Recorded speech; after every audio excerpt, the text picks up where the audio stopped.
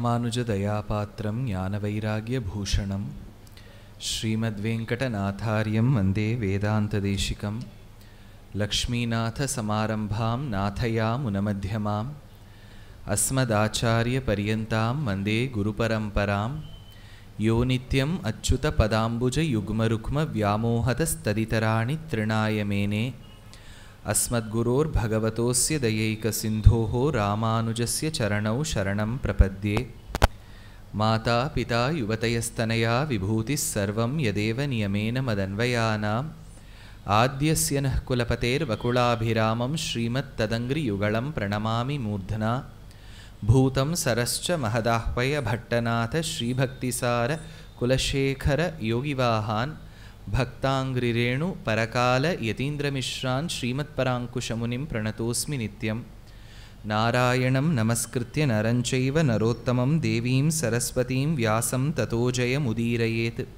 व्यासं वसिष्ठनप्तारं शक्तेः पौत्रम् अकल्मषं पराशरात्मजं वन्दे शुकतातं तपोनिधिं व्यासाय विष्णुरूपाय व्यासरूपाय विष्णवे नमो वै ब्रह्मनिधये वासिष्ठाय नमो नमः योगोशतं कनकशृङ्गमयं ददाति विप्राय वेदविदुषे च बहुश्रुताय पुण्यांश्च भारतकथां शृणुयांश्च नित्यं तुल्यं भवति तस्य चैव நீடாழிபுலகத்து மறைநாளோடு ஐந்தென்னு நிலை நிற்கவே வாடாத தவ வாய்மை முனிராசன் மாபாரதம் சொன்ன நாள் ஏடாகமாமேரு வெற்பாக அங்கூரெழுத்தாணிதன் கோடாக எழுத்தும்பிரானை பணித்தன்பு கூர்வாமரோ. ஸ்ரீ மகாபாரதம் பஞ்சமோ வேதா, அஞ்சாவது வேதம்னு கொண்டாடப்படக்கூடியது ஸ்ரீ மகாபாரதம். அப்பேற்பட்ட ஸ்ரீ மகாபாரதத்தில் வியாச பகவான் சாக்ஷாத் கிருஷ்ணத்வைபாயனர் 18 பர்வாக்களாக பிரித்து நமக்கு கொடுத்துருக்கார். அதில் முதல் பர்வா ஆதி பர்வா, அடுத்தது ஒரு பர்வாவாக வரும். அதில் நமக்கு தெரியும் விஷ்ணு சஹஸ்ரநாமம் ஒரு பர்வாவில் வரும், பகவத்கீதை இந்த பர்வாவில் வரும். அது மாதிரி ஒரு பர்வாவில் ஒன்று முக்கியமாக வச்சுருக்கார். ஆதி பர்வாலேயே ரொம்ப எடுத்துக்காட்டாக வச்சுருக்கிறது கருடோபாக்கியானம். அந்த கருடோபாக்கியானத்தின் ஒரு திவளையை முதல் நாள் கடைசியில் பார்த்தோம். முக்கியமான கருடோபாக்கியானத்தின் பகுதியை 2ஆம் நாள் பார்த்தோம். விஞ்சின பகுதியான அந்த கருடோபாக்கியானத்தின் பகுதியை நேற்றைய தினம் 3ஆவது நாள் பார்த்தோம். கருடோபாக்கியானத்தை விட்டு வேறு என்ன சுவாமி இருக்குதுன்னு கேட்டால் நிறைய விஷயங்கள், சரித்திரங்கள்லாம் சொல்லி வச்சுருக்கார் வியாசர். அந்த சரித்திரங்கள்லாம் எதுக்கு சொல்லணும் அப்படிங்கிறதையும் அந்தந்த சரித்திரத்தை சொல்லும்போது வர்ணனை சொல்லும்போது பார்த்தோம். இப்போ முக்கியமான ஒரு சரித்திரம், நேற்றைய தினம் பார்த்த சரித்திரம் சுருக்கமாக பார்ப்போம். என்ன ஒன்றுன்னா, பரீட்சித்து அப்படிங்கிற ராஜா காட்டுக்கு வேட்டையாடச் சென்றான். அப்போது தான் அவன் ஒரு மானை பின்னாடி துரத்தின்னு போகிறான். அந்த மான் பின்னாடி எப்படி ஓடினா அப்படின்னு பரீட்சித்தை கேட்டால் வியாசர் சொல்கிறார், அவன் எந்த வேகத்தில் வைகுண்டம் போக போகிறானோ, ஸ்வர்க்கம் போக போகிறானோ அந்த வேகத்தில் ஓடினான்னார். பூர்வ ரூபம் து தத்தூர்ணம் சோகாத் ஸ்வர்ககதிம் பிரதி, ஸ்வர்க்கத்துக்கு எந்த வேகத்தில் போவானோ அந்த வேகத்தில் ஓடினான்னார். ஒன்று. ரெண்டாவது சொல்லும்போது என்ன அழகாக சொல்கிறார் பாருங்கோ வியாசர், பரீட்சித்து வேட்டையாடச் சென்றான். ஆனால் வேட்டையாடுறது அந்த காலத்தில் லைசன்ஸ் உண்டே, ராஜாக்களுக்கெல்லாம் ஒன்றுமே இல்லை. நம்ம ஊரில் வேட்டையாடினா ஜெயிலுங்கிறோம், அப்படி வேட்டையாடினவாளும் ஜெயிலுக்கு போகிற மாதிரி போயிட்டு போகிறது இல்லை, வந்துடுறா வெளில. ஆனால் விதேசங்கள்லாம் பார்த்தேன்னா, இப்போ யூஎஸ் எல்லாம் பார்த்தேன்னா அவளுக்கு சில மாதங்கள் லைசன்ஸ் கொடுப்பா, நீங்கள் போய் வேட்டையாடிட்டு வாங்கோன்னு. ஏன்னா அவ்வளவு மான் அப்படியே ரோட்டில் ஓடின்னு இருக்கும், அதனால் வேட்டையாடிட்டு வாங்கோன்னு சொல்லுவாள். அப்புறம் அவள் அதை புஜிக்கிறாளா இல்லையாங்கிறது அவளுடைய கஷ்ட நஷ்டம், அதெல்லாம் நம்ம ஒன்றும் அதை பற்றி நம்ம சர்ச்சை பண்ண வேண்டாம். இல்லை என்னென்னா, பல மிருகங்கள் விதேசங்களில் வாகனம் ஓட்டும் போதே நடுவில் செத்து போயிடும். அதுக்கு ரோட் கில்ஸ் அப்படின்னு பேர். ரோடில் ஆக்சிடெண்ட்டில் செத்து போகிறது. அது சாப்பிட்றதுக்குன்னு ஒரு கூட்டம் இருக்கா, எதையுமே மிச்சம் வைக்கப்படாதுன்னு அதுவும் இருக்குது. அதுக்குன்னு ஒரு மனிதர்கள் இருக்கா, அதாவது இறந்து போன உடல்களை சாப்பிடுவது அப்படின்னு வச்சுருக்கா.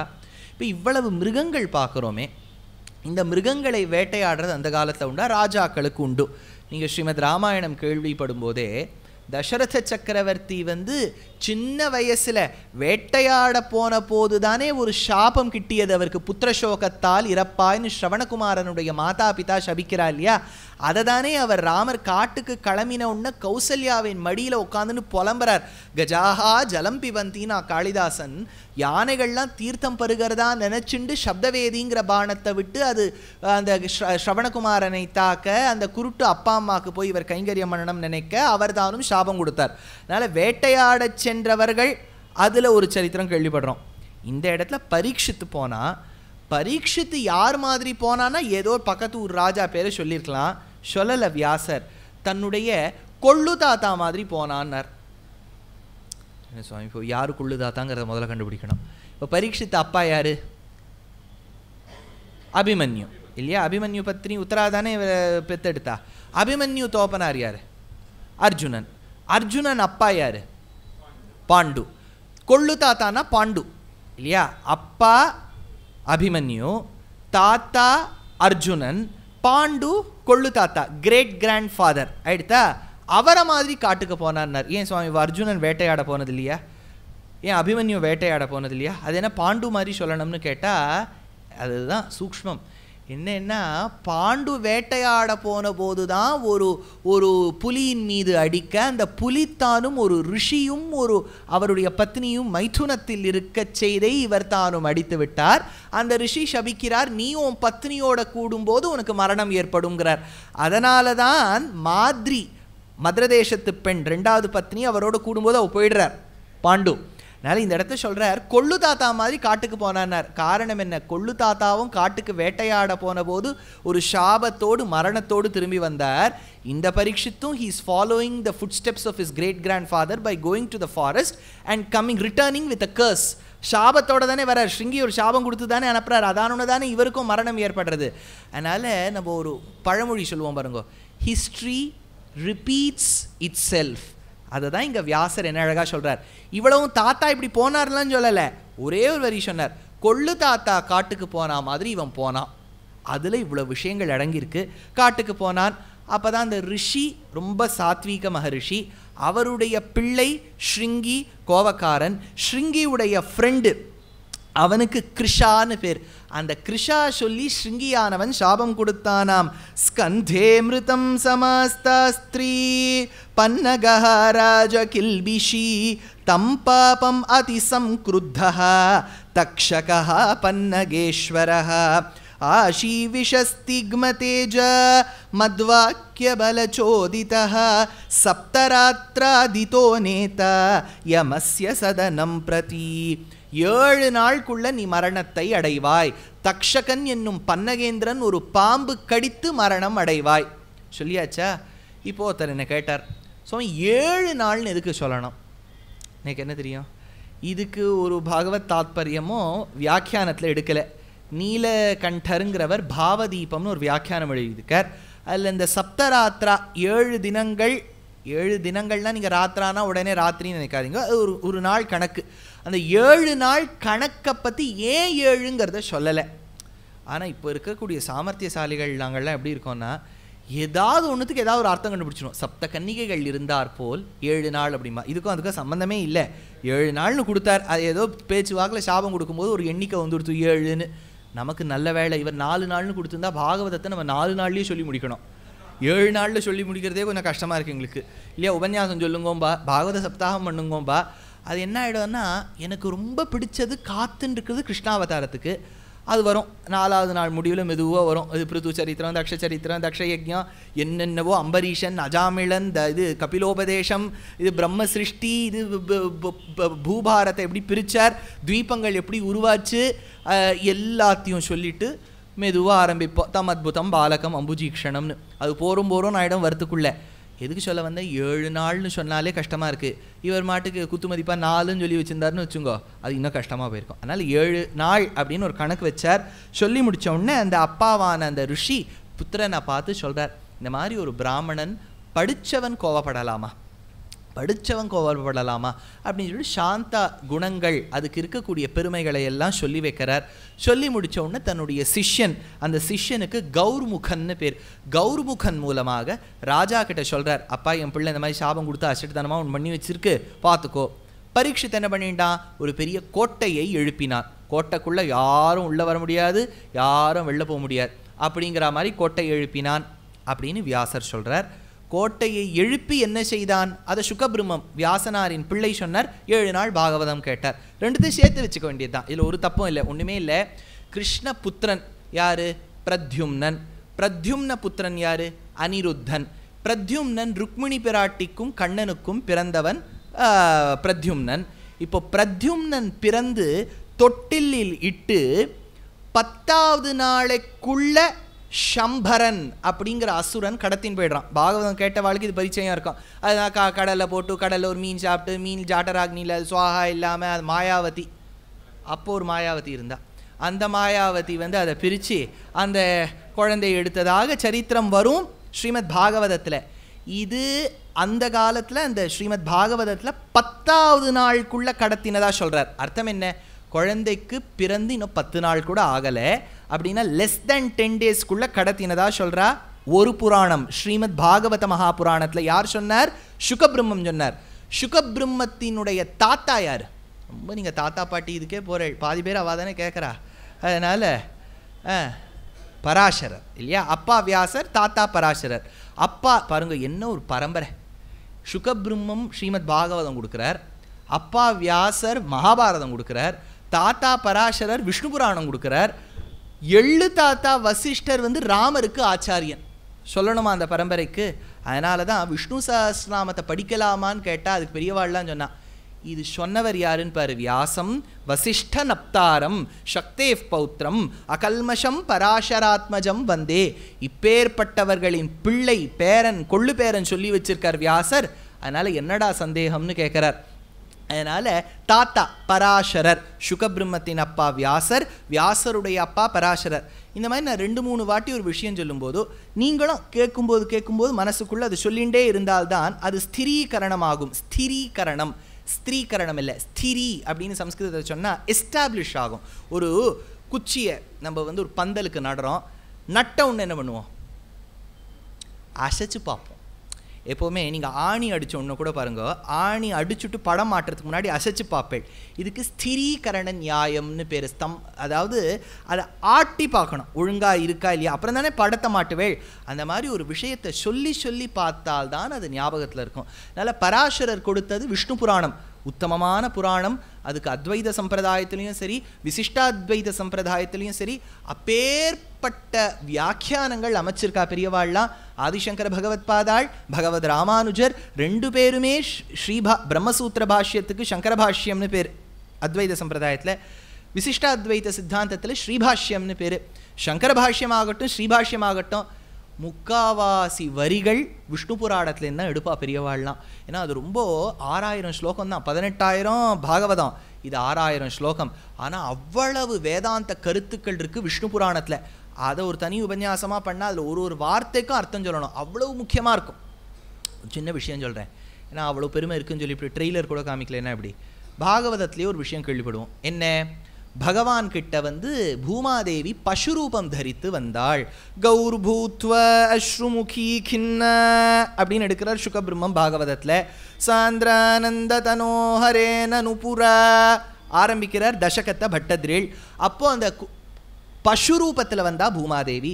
பெருமாள் கிட்ட பூபாரம் ரொம்ப ஜாஸ்தியாக இருக்குது, தனி வீடுக்கு இருக்கிற ஊர்லலாம் கூட ஃப்ளாட்டே கட்டுறா, அதனால ரொம்ப பூபாரம்னுட்டா.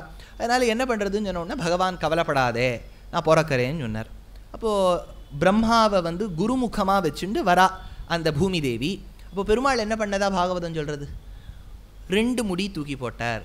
கேள்விப்பட்டிருக்கேளா இது? ஒரு முடி கருப்பு முடி, ஒரு முடி வெள்ளை முடி அப்படின்னு இருக்குது. பாகவதத்துலேயும் இருக்குது, விஷ்ணு புராணத்துலேயும் இருக்குது. அதாவது 2 முடி தூக்கி போட்டார், ஒரு முடி பிளாக், ஒன் ஹேர் ஒயிட் அப்படின்னு இருக்கு. இதை மேலோட்டமாக சீத கிருஷ்ணா அப்படின்னு கொண்டு போயிட்டார், ஸ்வேத கிருஷ்ணா அப்படின்னு கொண்டு போயிட்டார் சுகபிரம்மம். அதே சமயத்தில் பராசரரும் வெள்ளை முடி கருப்பு முடிங்கிறார். ஆனால் இதுக்கு பாகவதத்துக்கு வியாக்கியானம் பண்ணவா இதுக்கு என்ன அர்த்தம்னு சொல்லலை. விஷ்ணு புராணத்துக்கு பண்ணவா ஒரு இடத்துல சொல்லியிருக்கா, வெள்ளை முடி கருப்பு முடி பகவான் தூக்கி போட்டார். இப்போ நீங்கள் உங்கள் பேரங்கிட்ட சொல்லுங்க, paati like you even Perumal has white hair அப்படிங்கோ. யோசிச்சு பாருங்களேன், பெருமாளுக்கும் வெள்ளை முடினா அவருக்கும் கழந்தட்டின்னு இருக்குன்னு அர்த்தம். நம்ம என்ன இல்லையா, அவிகாராய சுத்தாய நித்யாய பரமாத்மனேங்கிறோம், அவருக்கும் வெள்ளை முடி வந்துட்டானே, புரியாது.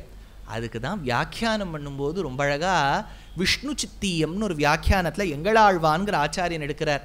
அந்த இடத்துல கேஷ அப்படின்னா விளக்கு ஒளின்னு அர்த்தம். a ray of light is also referred to as கேஷ.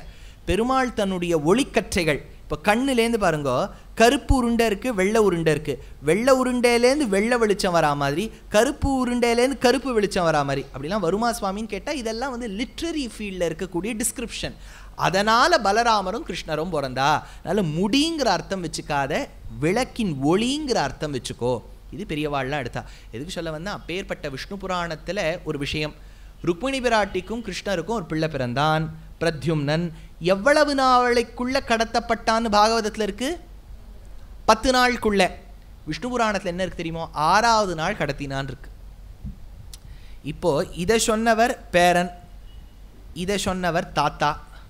இப்போ தாத்தா பேரன் சொல்கிறான் லெஸ் தென் 10, தாத்தா சொல்கிறார் 6. இப்போ எப்படி சுவாமி இதை சமன்வயப்படுத்துறதுன்னா, 6 இஸ் லெஸ் தென் 10 தானே, அப்படி தானே நம்ம அர்த்தம் வச்சுக்கணும். இப்போது தசரத சக்கரவர்த்தியை பார்த்து விஸ்வாமித்திரர் கேட்டார், அகம் வேத்மி மகாத்மானம் ராமம் சத்ய பராக்கிரமம் காகபக்ஷதரம் வீரம் ஜேஷ்டமே தாத்துமர்ஹசி. உன் கண்ணங்கரேல்னு ஒரு பிள்ளை இருக்கு பாரு, அதை எனக்கு குடுன்னார். இப்படி யாராவது கேட்பாளா, உனக்கு ஒரு பிள்ளை கருப்பாக இருக்கு பாரு, அதை எனக்கு குடு. அவருக்கு பெருமை, கருப்பு தான் வசத்தியான கலர் அப்படின்னு அன்றைக்கே பாடி வச்சுருக்கா, அதனால் குடு, உன் பிள்ளைய குடுன்னார். அப்போ தசரத சக்கரவர்த்தி என்ன சொல்லணும், என் பிள்ளையை யுத்தத்துக்கு கூப்பிடுறேள், என் பிள்ளை வரமாட்டான்னு சொல்லணும்.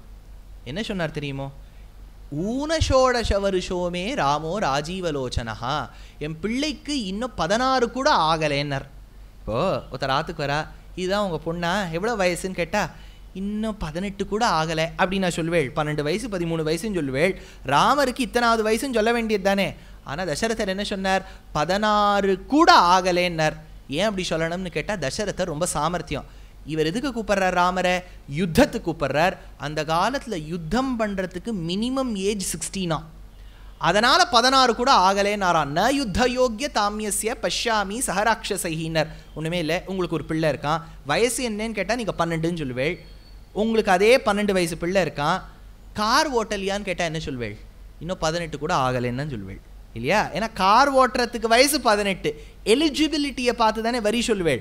அதே மாதிரி இந்த இடத்துல சொல்லும்போது 6 நாளுக்குள்ளே கடத்தினா, 6வது நாள் கடத்தினா, அவர் சொல்கிறார் 10 நாளுக்குள்ளே கடத்தினா, சமன்வயப்படுத்தினா 6வது நாள் தான் கடத்தினான்னு வருது விஷ்ணு புராணப்படி. அதனால் இந்த எண்ணிக்கை அப்படிங்கிறது ரொம்ப ரொம்ப ரொம்ப முக்கியம். இல்லை என்னென்னா, அந்த பிள்ளையானவன் வளர்ந்து கொண்டே வந்தான். அந்த விஷ்ணு புராணத்துக்கு அவ்வளவு பெருமை இருக்குங்கிறதுக்காக சொல்ல வந்தேன். அந்த விஷ்ணு புராணமாகட்டும், ஸ்ரீமத் பாகவதமாகட்டும், இதுக்கெல்லாம் அப்பேற்பட்ட பெருமை. அதனால் இவர் கேட்டுட்டே வரார். பரீட்சித்து ஒரு கோட்டை அமைச்சுடுறார். கோட்டைக்குள்ளே யாரும் உள்ளே வர முடியாது, யாரும் வெளில போக முடியாது. 7வது நாள் சில பிராமணர்கள் பிரசாதம் எடுத்துன்னு வரா, எலுமிச்சம்பழத்தை திருத்தினோன்னா ஒரு சின்ன புழு, அந்த புழுக்கு பெரிய பெரிய கண்ணா செக்கச்சவேல்னு இருக்கான். அதை பார்த்த உடனே இதுவா தக்ஷகனாக மாற போகிறது அப்படின்னு கழுத்தில் போட்டுன்னா, அதுவே தக்ஷகனாய் மாறி இவனை தீண்டியது, அவனும் மரணத்தை அடைந்தான். இதுக்கு நடுவில் ஒரு விஷயம் நேற்று பார்த்தோம். கஷ்யபர், இல்லை ஒரு உத்தமமான கேள்வி. கஷ்யபர் யாருக்கு அப்பா, தக்ஷகனுக்கு அப்பா, அவரே அங்கே வந்திருப்பாரான்னு ஒரு கேள்வி இருக்கும். நல்லா புரிஞ்சுக்கோங்க. அதே கஷ்யபராகவும் இருந்திருக்கலாம், இல்லாட்டா கஷ்யபருங்கிறது வேற யாராவது பேராக கூட இருந்துக்கலாம். இப்போ சீதாலேயே சீதா 1 சீதா 2, தாராலேயே தாரா 1 தாரா 2, அந்த மாதிரி பார்க்குற மாதிரியும் இருந்திருக்கலாம். அது என்னன்னு ஸ்பெசிஃபிக்காக வியாசர் சொல்லலை. இப்போ நாங்கள்லாம் பத்ரிநாத் முக்திநாத் யாத்திரை போக போகிறோம். வியாசர் குகையில் அவர் இருந்தார்னா கேட்டுட்டு வந்துடுறோம். சுவாமி நீர் எதை சொல்லியிருக்கீர், எனக்கு ஒரே குழப்பமாக இருக்குது உபன்யாசம் சொல்லும்போது. அதே கஷ்யபரா வேறு கஷ்யபரா, கஷ்யப்பா வெர்ஷன் 1 வெர்ஷன் 2 இப்போ ஃபோன்லலாம் வருது பாருங்க, J7 J5 J3ன்னு. அதேமாதிரி K1 K2 K3 ஏதாவது சொல்லுங்க சுவாமின்னு கேட்டுட்டு வந்துடலாம். அதனால் இப்போத்தி வரைக்கும் கஷ்யபர் போய் இந்த பரீட்சித்தை ரட்சிக்கணும்னு போகிறார். தக்ஷகன் என்கின்ற பாம்பு அந்தணனாக வந்து ரட்சிக்க வேண்டாம்னு சொல்கிறார். நான் கடிச்சவனை உன்னால் காப்பாற்ற முடியாதுங்கிறார். கஷ்யபர் சொல்கிறார், நீ இந்த மரத்தை கடிங்கிறார். தீண்டினான் தக்ஷகன், மரம் 10 எரியறது. அப்போ கஷ்யபர் தொட்டார், அழகாக இலை பூத்து குலுங்கிறது மரம். இப்படி பூத்து குலுங்கின உடனே, நீ தனத்துக்காக தானே வரை, தனத்தை நான் உங்ககிட்ட கொடுக்குறேன்னு சொல்லிட்டு தக்ஷகன் அந்த கஷ்யபர் கிட்ட தனத்தை கொடுத்து அமுச்சுடுறான். ஆயிடுறதா? இது ஒரு பக்கம்.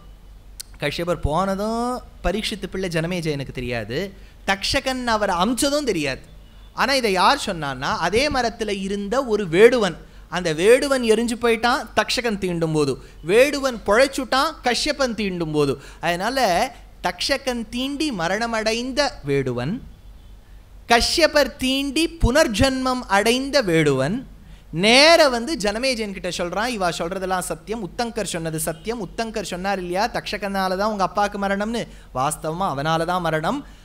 ஒருவேளை உங்கள் அப்பா பொழைக்கணும்னு வச்சிருந்தாலும் கஷ்யபரை தடுத்து நிறுத்தினதும் தக்ஷகன்னு சொன்ன உடனே அவன் யாகம் பண்ண ஆரம்பிக்கிறான். சர்ப்பசத்ரே மகாத்மானே, ஒரு பெரிய சர்ப்பசத்திரம்ங்கிற யாகம் பண்ணுறான். அதில் யாரெல்லாம் ஹோதா, உத்காதா, பிரம்மா, அத்வர்யு சதஸ்யர்கள்னு பார்த்தோம். இந்த யஜ்யம் பண்ணும்போது பாம்புகளின் உடம்பெல்லாம் எரிய ஆரம்பிக்கிறது.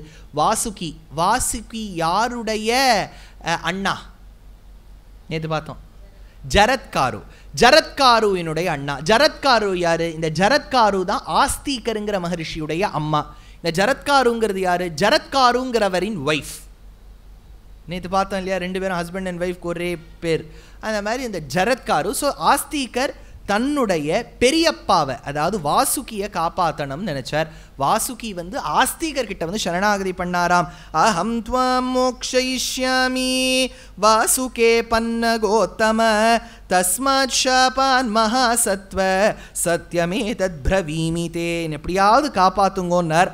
இது வாசுகி ஆஸ்திகரை பார்த்து சொன்னது. ஆஸ்திகர் சொன்னார், கவலைப்படாதீங்கோ, உங்களை நான் காப்பாற்றுறேன், இவர் கற்றவர், வேதாத்தியனம் பண்ணவர், காப்பாற்றுவேன், கவலைப்படாதீங்கோன்னு பகவான் சொன்ன வார்த்தை மாதிரி சொன்னார். இதே நேர்மார், அதே பாம்பு குலம், அதே வாசுகியின் தம்பி தக்ஷகன்னு பேர், நேர இந்திரன் கிட்ட போய் சரணாதி பண்ணா. இந்திரன் கிட்ட போய் சொன்னானாம். அப்போ இந்திரன் சொன்னானாம், தம் இந்திரஹ பிராப சுப்ரீதோ ந தவாஸ்தீஹ தக்ஷக பயம் நாகேந்திர தஸ்மாத்வௌ சர்ப்பசத்ராத் கதாச்சன. சர்ப்பசத்திரம்லாம் பண்ணா என்னடா கவலை, நான் இருக்கேன், கவலைப்படாதே. இது ஒரு அஷட்டுக்காரன் சொல்லி கொடுத்த அபயப்பிரதானம். ஆஸ்திகர் சொல்லி கொடுத்த அபயப்பிரதானம் வாசுகிக்கு. ஆஸ்திகருடைய அபயப்பிரதானம் பலிச்சுது, அதனால தான் வாசுகிக்கு ஒன்றும் ஆகலை. இதே இந்த இந்திரன் வந்து இந்த தக்ஷகனுக்கு அபயப்பிரதானம் பண்ணுறான், கவலைப்படாதேன்னு. கீழேந்து அவள் மேலே பார்த்தா எங்கே தக்ஷகன்னா அரியாசனத்தை சுத்தின்னு இருக்குன்னா. ஆண்டாள் சொன்னா பாருங்கோ, அபிமான பங்கமாய் வந்து நின் பள்ளிக்கட்டிற்கீழே சங்கமிருப்பார் போல் வந்து தலை பெய்தோம் கிங்கிணிவாய்ச் செய்த தாமரை பூ போலே செங்கண் சிறுச்சிறுதே எம்மேல் விழியாவோ திங்களும் ஆதித்யனும் எழுந்தார் போல் அங்கண் இரண்டும் கொண்டு எங்கள் மேல் நோக்குதியேல். என்ன ஆச்சரியமா சொல்றா ஆண்டாள், அபிமான பங்கமாய் வந்து நின் பள்ளிக்கட்டிற்கீழே, இந்திரனுடைய சிம்மாசனத்துக்கு கீழே வந்து அந்த தக்ஷகன் சுத்தி நுடுத்தான். ரிஷிகள் பார்த்தா சொன்னா ஜனமேஜயன் கிட்ட, தக்ஷகன் வந்து அபயப்பிரதானம் தேடின்னு போயிருக்கான் இந்திரன் கிட்ட. அவ்வளவுதானே, இந்திர யத்தக்ஷக யஸ்வாஹா, இந்திரனோடு தக்ஷகன் வந்து சேர்ந்து விழட்டும் சொன்னார். இந்திரன் சொல்லிட்டான், இனிமே நான் அவனை காப்பாற்ற மாட்டேன் போன்னுட்டான். காரணம் என்ன இல்லைன்னு வியாசர் சொல்றார், தகுதி இல்லாதவங்கிட்ட சரணாகதி பண்ணால் அது பலிக்கவே பலிக்காது. யாருக்கு சத்தியம், சாமர்த்தியம், சக்தி இருக்கோ, ஒன் ஷுட் பி கேப்பபிள் இல்லையா. இப்போது ஒரு நாட்டுக்கு பிரதம மந்திரி, நாட்டுக்கு இப்போ ஜனாதிபதி, நாட்டுக்கு ஒரு பெரிய அமைச்சர், அவள்லாம் இருக்கா. ஒன்றுமே இல்லை, நம்ம அமைச்சர் பிரதான மந்திரி வரைக்கும் போக வேண்டாம், காவலாளிகள் போலீஸ்மேன் இருக்கா. அவள்லாம் நம்மளை ரட்சிக்கணும்னு பேர் இல்லையா. அந்த காலத்தில் க்ஷத்ரிய ஸ்தானத்தில் இருந்து ஊர் மக்களை ரட்சிக்கணும். பெண்கள்லாம் நகையோடு நடந்து போனால் இது குடியரசு நாடு தானே, மாமி கழுத்தில் இருந்தானே எங்கள் கழுத்தில் இருந்தானேன்னு பிடிங்கின்னு போகக்கூடாது. அதனால் அவளை ரட்சிக்கிறதுக்காக இந்த காவலாளிகள்லாம் வச்சார். காவலாளிகள்னு அதனால தானே பேர், காவலுக்கு இருக்கா. இப்போ அவளும் தொந்தியும் தொப்பையமாக இருக்கான்னு வச்சுக்கோங்க. இப்போ நம்ம ஓடி பிடிப்போமா இல்லாட்டா இவா ஓடி பிடிப்பாளான்னு சந்தேகம். சில பேர் கன்னை வச்சுக்கிறத பார்த்தாலே இவருக்கு சத்தியமாக சுட தெரியாதுன்னே தெரியும். அதனால் ஆயுதங்கள் வச்சுக்கும் போதே இந்த சில பேர் தளிகை பண்ணும்போதே தெரியும், இது 2 சிட்டிகை போடணுமா, 2 இவ்வளோ போட்டால் போருமா, ஐயோ இது பண்ணியா நம்ம சாப்பிட்ணுன்னு தோணும். அதனால் கண்ணளவில் போடுறது தானே தளிகை சமையல் பண்ணுறது. அதே மாதிரி ஒரு காவலாளிக்கு அது இருக்க வேண்டாமா, ஒரு ரக்ஷகனுக்கு அந்த குணம்லாம் இருக்கணும்.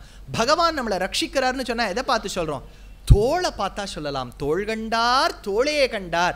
இந்த போலீஸ் ரெக்ரூட்மெண்ட்க்கெலாம் போகிறா பாருங்க, சேரும்போது அவளுக்கு தொந்தியெல்லாம் இருக்காது, அப்புறம் நீங்கள் என்ன வேணாலும் பண்ணிக்கோங்கிறா. அதனால் அது சேரும்போது என்ன பண்ணுவான்னா இடுப்பை மெஷர் பண்ணி பார்ப்பா, இடுப்பு நன்னா இருக்கா, அந்த அதாவது இடை மத்தியமா அப்படிங்கிற மாதிரி இடுப்பு இருக்கா.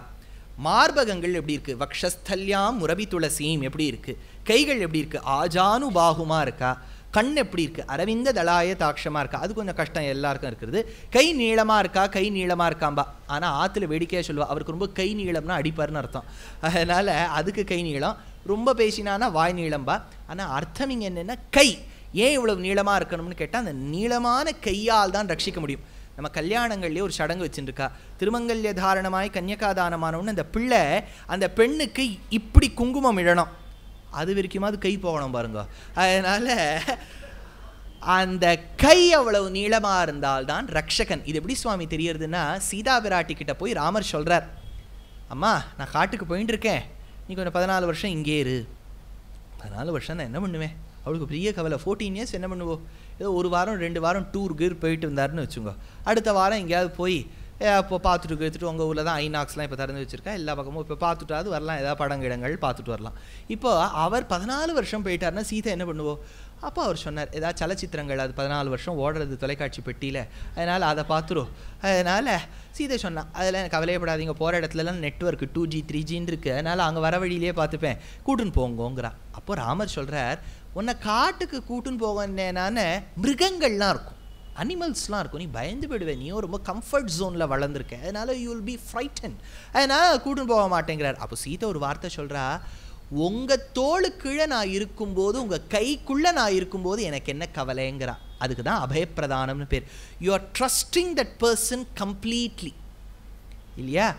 நம்ம சாதாரண வங்கி ஒரு பேங்க், அங்கே 1 லட்சம் ரூபா எஃப்டி வைக்கிறோம் வச்சுக்கோங்க, 7% 7.5% ஏதோ ஒன்று கொடுக்குறான், போய் வைக்கிறோம். போய் வச்சோம்னா அடுத்த நாள் போகிறோம், குட் மார்னிங் மேம், நேற்று 1 லட்சம் ரூபாய் எஃப்டி வச்சேன், ஜாகிரதையாக இருக்கா, இருக்கு, ஓ அப்படின்னு சொல்லி வந்துடுவோம். சரி வெளில வந்துடுவோம்.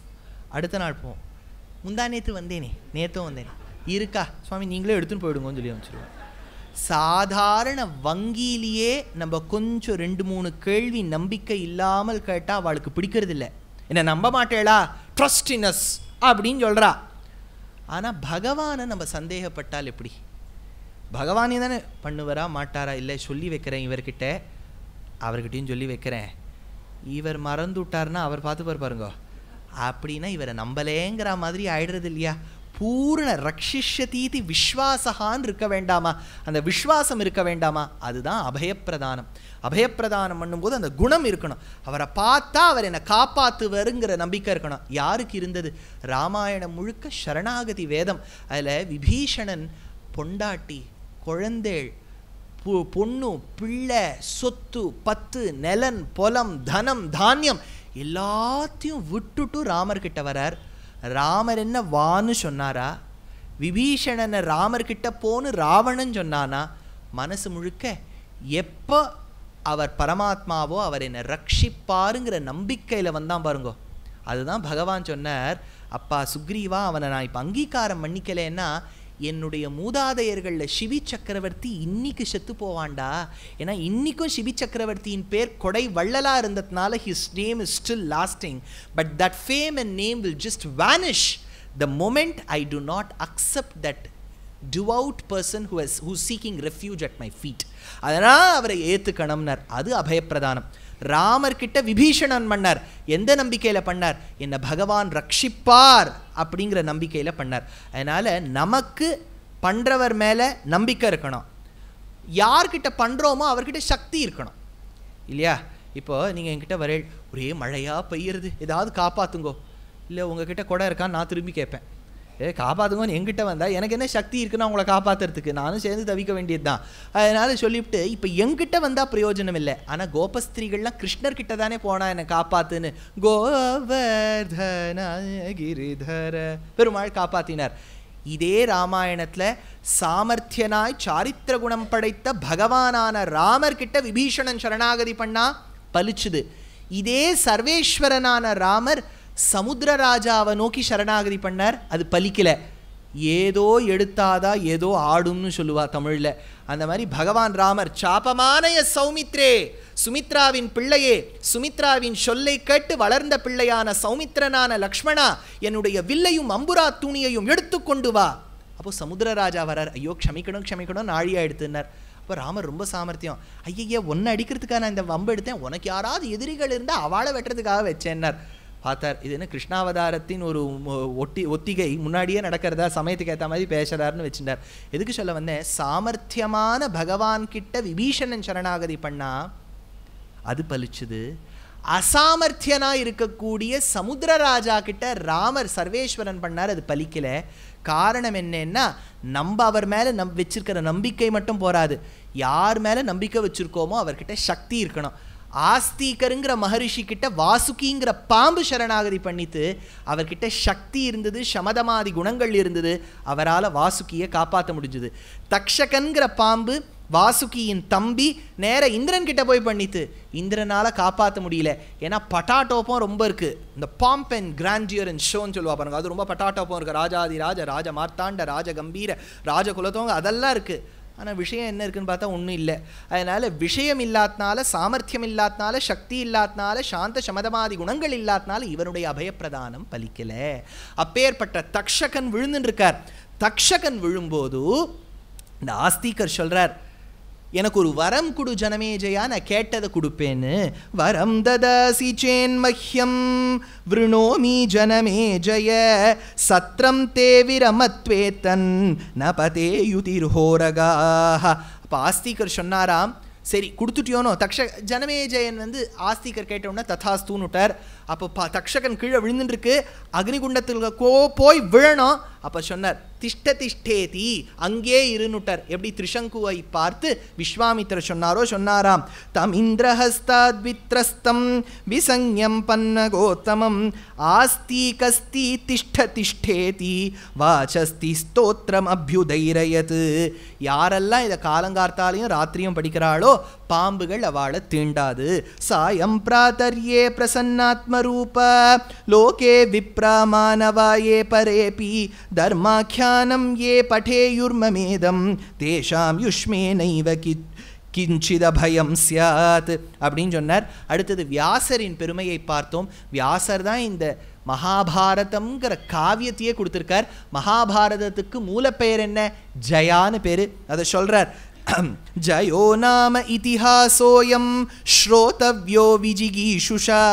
யாரெல்லாம் இதை கேட்குறாளோ அவளுக்கும் வெற்றி உருவாகும். அதாவது பேர் மட்டும் வெற்றி இல்லை, இதை நீங்கள் கேட்டேனாலும் உங்களுக்கு வெற்றி அப்படின்னு சொல்கிறார். அப்பேற்பட்ட மகாபாரதத்தை ஸ்ராத்தத்தில் படித்தா, ஒரு வரி படித்தா கூட போரும், ஸ்ரத்தையோடு பண்ணாத ஸ்ராத்தம் கூட பூர்த்தி பெறும் அப்படின்னு சொல்கிறார். அதை சொல்லி முடித்த உடனே தான் இப்பேற்பட்ட மகாபாரதம் யாரை பற்றி சொல்கிறது, பரத வம்சத்தில் வந்த மகனியர்களை பற்றி சொல்கிறதுனால இதுக்கு பாரதம்னு பேர். ஏன்னா பரதன்கிற பேர் ரொம்ப உத்தமமான பேர். யாராத்துலலாம் பரதன்னு பேர் வச்சுருக்காலும் ரொம்ப உத்தமம். ஏன்னா இந்த பரதன்கிற நாமம் உங்கள் ஊரில் நான் சொல்லவே வேண்டாம், பக்கத்திலே இரிஞாலக்குடா, அது கூடல் மாணிக்கம் இல்லையா, நாலம்பலத்தில் இருக்கக்கூடிய திருப்பிரையார் ராமன், கூடல் மாணிக்கம் பரதன், திருமூழிக்களம் லக்ஷ்மணன், பாயமல் சத்ருகுணன்னு நாலம்பலம்னு சொல்கிறேன் இல்லையா. அப்பேற்பட்ட பகவான் அங்கே பரதனா சேவை சாதிக்கிறார். பகவான் தான் சங்கல்பம் பண்ணிக்கும் போது பரதன்னு சொல்கிறா, ஆனால் பரதனா சேவை சாதிக்கிறார். நந்தி கிராமத்தில் எப்படி இருந்தாரோ பரதன், ஒரு ஆச்சார நிஷ்டையும் குலையாதபடி கிடைக்கும் பழத்தையும் கனியையும் மட்டுமே உவந்து வாழ்கின்றார் போல் இருக்கின்றான் பரதன். நமக்கு புராணங்களில் தெரிஞ்சவா 4 பரதர்கள். முதல் பரதன் நமக்கு ரொம்ப பிரசித்தமாய் ராமருடைய அனுஜனாயிருந்த பரதாழ்வான். பாதுகா பட்டாபிஷேகம் செய்துவிட்டு நந்தி கிராமத்திலிருந்து ராமகங்கரியம் செய்த மகனியன் பரதன் ஆச்சா. 2வது பரதன் ஸ்ரீமத் பாகவதத்தில் வரக்கூடிய ஜட பரதர் கேள்விப்பட்டிருப்போம். கர்மயோக ஞான யோகங்கள்லாம் அந்த ராஜாவுக்கு ரகுகுண மகாராஜாவுக்கு உட்காந்து உபதேசம் பண்ணுறார். ரொம்ப ஆச்சரியம். அது ஜட பரதர். பேர் பரதன் தான், ஜடன்னு முன்னாடி வந்துடுத்து. இது சொல்லுவா பாருங்க, இப்போ பல ஆகங்களில் பேர் வச்சு சொல்கிறது வழக்கம். சோல்ஜர் மாமி வரா அப்படின்பா. ஏன்னா அந்த மாமி கொஞ்சம் விண்ணு நடப்பாளாம். இப்போ சோல்ஜர் மாமின்னு அவளுக்கு பேர் வச்சிருப்பா, முன்னாடி போடக்கூடிய பட்டப்பெயர் அது. ஜடை தரித்தபடியால் ஜட பரதன். ஆனால் முக்கியமான பேர் பரதன். 2வது பரதன் பாகவதத்தில் வரார். 3வது பரதன் பாரதத்தில் வரார். அதுதான் துஷ்யந்தனின் பிள்ளை பரதன் ஆச்சா. 4வது பரதன் பரத முனி. நமக்கு பரதநாட்டிய சாஸ்திரத்தை கொடுத்தவர் பரத முனி. பாவ ராக தாளம் ப ர தம் பரதம் என்கின்ற பரதநாட்டிய சாஸ்திரத்தை கொடுத்த பரத முனி. ஸ்ரீ வைஷ்ணவ சம்பிரதாயத்தில் 5வது ஒருத்தர் இருக்கார் பரதர்னு. யாருன்னு சொன்னால் நாதமுனி. அவர் தான் தமிழ் வேதத்தை பாவராக தாளங்களோடு கொடுத்தார். அதனால் நாதமுனிக்கே பரதன் அப்படிங்கிற பேர் பெரியவாள்லாம் கொடுப்பா. அப்பேற்பட்ட பரதன், அந்த பரதனுக்கு பேர் இவ்வளவு இருந்தாலும் இந்த இடத்துல சொல்லக்கூடியது துஷ்யந்தன் பிள்ளை பரதன். அந்த பரதானாம் மகஜன்ம மகாபாரதம் உச்சதே. அதனால் மகாபாரதம்னு பேருன்னார். என்ன ஒரு அழகாக ஒரு வார்த்தை சொல்கிறார் பாருங்க. எதிஹாஸ்தி ததன்யத்ர என்னேஹாஸ்தி நதத்வச்சித்து. இதில் இருக்கிறதும் வேறு இடத்துல இல்லை, இதில் இல்லாததும் வேறு இடத்துல இல்லைன்னுட்டார். இந்த மாதிரி ஒருத்தரால் சொல்ல முடியுமான்னு கேட்டால் வியாசரால் சொல்ல முடியும். லோகத்தில் பாருங்கோ எவ்வளவோ காவியங்கள் இருக்குது லோகத்தில், ஜஸ்ட் நாட் இன் சான்ஸ்கிரிட். இப்போ நீங்கள் வந்து யூரோப்பியன் அந்த ஒடிசி இலியட்லாம் எடுத்தேன்னா அதெல்லாம் ரொம்ப பெரிய பெரிய காவியங்கள். ஜான் மில்டன் அப்படின்னு சொல்லக்கூடியவர் பாரடைஸ் லாஸ்ட் பாரடைஸ் கெயின்டுன்னு எழுதினார். அது வந்து இயேசு கிறிஸ்து ஆதாம் ஏவர்களை வச்சு எப்படி அந்த பாம்புக்கிட்ட இந்த பழத்தை சாப்பிட்டார், அது வளர்ந்தார் அப்படின்னு சொல்லிட்டு எழுதியிருக்கார். அதெல்லாம் பெரிய இத்திஹாசங்கள். ஆனால் அதை விட 1.25 மடங்கு லோகத்திலேயே எது பெருசுன்னு கொண்டாடுறாளோ அதை விட 1.25 மடங்கு பெருசு ஸ்ரீ மகாபாரதம். மகாபாரதத்தில் எங்கே தொடரோம் எங்கே ஆரம்பிக்கிறோன்னே தெரியாது. ஆனால் இதில் சொல்லாத விஷயங்கள் இல்லை. பத்னிக்கு கட்டுப்பட்ட ஹஸ்பண்ட் இருக்காரான்னு கேட்டால் ஒரு சரித்திரம் உண்டு. ஹஸ்பண்டுக்கு கட்டுப்பட்ட பத்னி இருந்தாளா? உண்டு. மாதா பிதாக்களுக்கு கைங்கரியம் செய்தே ஞானத்தை பெற்றவர் இருக்காரான்னு கேட்டால் இருக்கார். ஆற்றுல இருந்துட்டே எங்கேயோ என்ன ஒரு இடத்துல என்ன நடக்கிறதுன்னு தெரிஞ்ச ஒரு பதிவிரதா நாரி இருக்கா. நீங்கள் இந்த என்னை கொக்கென்று நினைத்தாயோ கொங்கணவான்னு கேட்குறா பாருங்கோ, அவளுடைய சரித்திரம். ஒரு சத்தியமே வாழ்க்கையில் பேசினால் நல்லது நடக்குங்கிறதுக்கு ஒரு சரித்திரம். மரணமான பின்பும் ஒரு கணவனை மீட்டு கொடுக்கலாம்னு சாவித்ரி சத்யவானுடைய சரித்திரம். என்னெல்லாம் இருக்கு. ஒருவனுக்கு பல பத்னிகள் இருக்கிற சரித்திரம் இருக்கு. அர்ஜுனனை எடுத்துட்டா பல பத்னிகள். ஒருவளுக்கு பல கணவர்கள் இருக்கு. இப்போ நீங்க எப்படி திருப்பி பார்த்தாலும் இதுல இல்லாதது வேற எங்கேயுமே இருக்காது. அந்த மாதிரி எழுதி வச்சிருக்கார் வியாசர். அதனால சொல்றார் எதிஹாஸ்தி ததன்யத்ர என்னேஹாஸ்தி நதத்வச்சித்து அப்படின்னு சொல்றார். அப்பேற்பட்ட காலகட்டத்தில் தான் நம்ம பார்த்தோம் உபரிச்சரவசு. அந்த உபரிச்சரவசு இந்திரயாகங்கள்லாம் பண்ணி இந்திரனுக்கு பூஜை பண்ணி பகவான் வந்து ஹம்சாவதாரம் எடுத்து அதை புஜித்து அந்த உபரிச்சரவசு ஒரு பெண்ணை மணந்தார். இன்னொரு பெண்ணுடன் ஒரு தொடர்பை ஏற்படுத்தி கொண்டார். அதன் மூலமாக ஒரு பெண் குழந்தை பிறந்தது. அந்த பெண் குழந்தைத்தான் ஒரு வேடுவச்சேரியில் வளர்ந்து வருகின்றாள். மீனவச்சேரியில் வளர அவளுக்கும் மத்ஸ்யகந்தியாய் வர ஒரு நாள் படகு வைத்து கொண்டு செல்ல பராசர மகரிஷி அவளை பார்க்க 2 பேரும் காமமுற அதனால் அவள் கர்ப்பம் தரித்தவள் ஒரு துவீபத்தில் சென்று குழந்தையை ஈன்றெடுத்தாள். துவைபாயனன்னு பேரு. கருப்பா இருப்பதால் கிருஷ்ண துவைபாயனன்னு பேரு. வேதத்தை பிரிச்சு கொடுத்ததுனால வேதவியாசர்னு பேரு. விவ்யாச வேதான்ய சமாத்ஸ தஸ்மாத் வியாச இதி ஸ்மிருதஹ வேதானத்யாபயாமாஸ மகாபாரத பஞ்சமான். அப்பேற்பட்ட ஸ்ரீ மகாபாரதத்தையும் வடித்து கொடுத்தார் கிருஷ்ணத்வைபாயரான வியாசர். அவர் 5 பேருக்கு கற்றுக் கொடுத்தாராம். சுமந்தர், ஜைமினி, பைலர், சுகர், வைஷம்பாயனர். நமக்கு கிடைச்ச மகாபாரதம் வைஷம்பாயனர் மூலமாக கிடைச்சிருக்கு. அப்பேற்பட்ட வம்சத்தை பற்றி சொல்லி முடிக்கிறார். இது பூர்வ சரித்திரம். பூர்வ சரித்திரத்துக்கு எவ்வளோ நிறைய எடுத்து பாருங்க.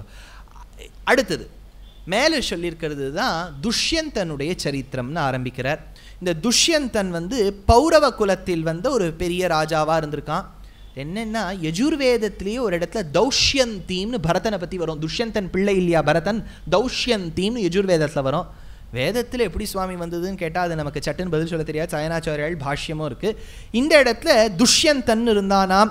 அவன் எல்லாத்தையும் காப்பாத்தினானாம். பௌரவாணாம் வசம் கரோ துஷ்யந்தோ நாம வீரியவான் பிருத்திவ்யாச்சதுரன்யதாயா கோப்தா பரத சத்தம. இது நான் பம்பாயில் புதுசாக அப்போ வந்து பிலானியில் படித்து முடிச்சுட்டு அப்போ வேலைக்கு சேரும்போது அப்போ தான் உபன்யாசம் சொல்ல ஆரம்பித்தேன். அப்போ எல்லோரும் கேட்பா, நீங்கள் வந்து தமிழ் பேசுவேளா? ஏன்னா துஷ்யந்தின் பேர் வச்சுட்டேன் இல்லையா, அது எங்கேயோ வடக்குலேருந்து வந்திருக்கார் போல இருக்குது.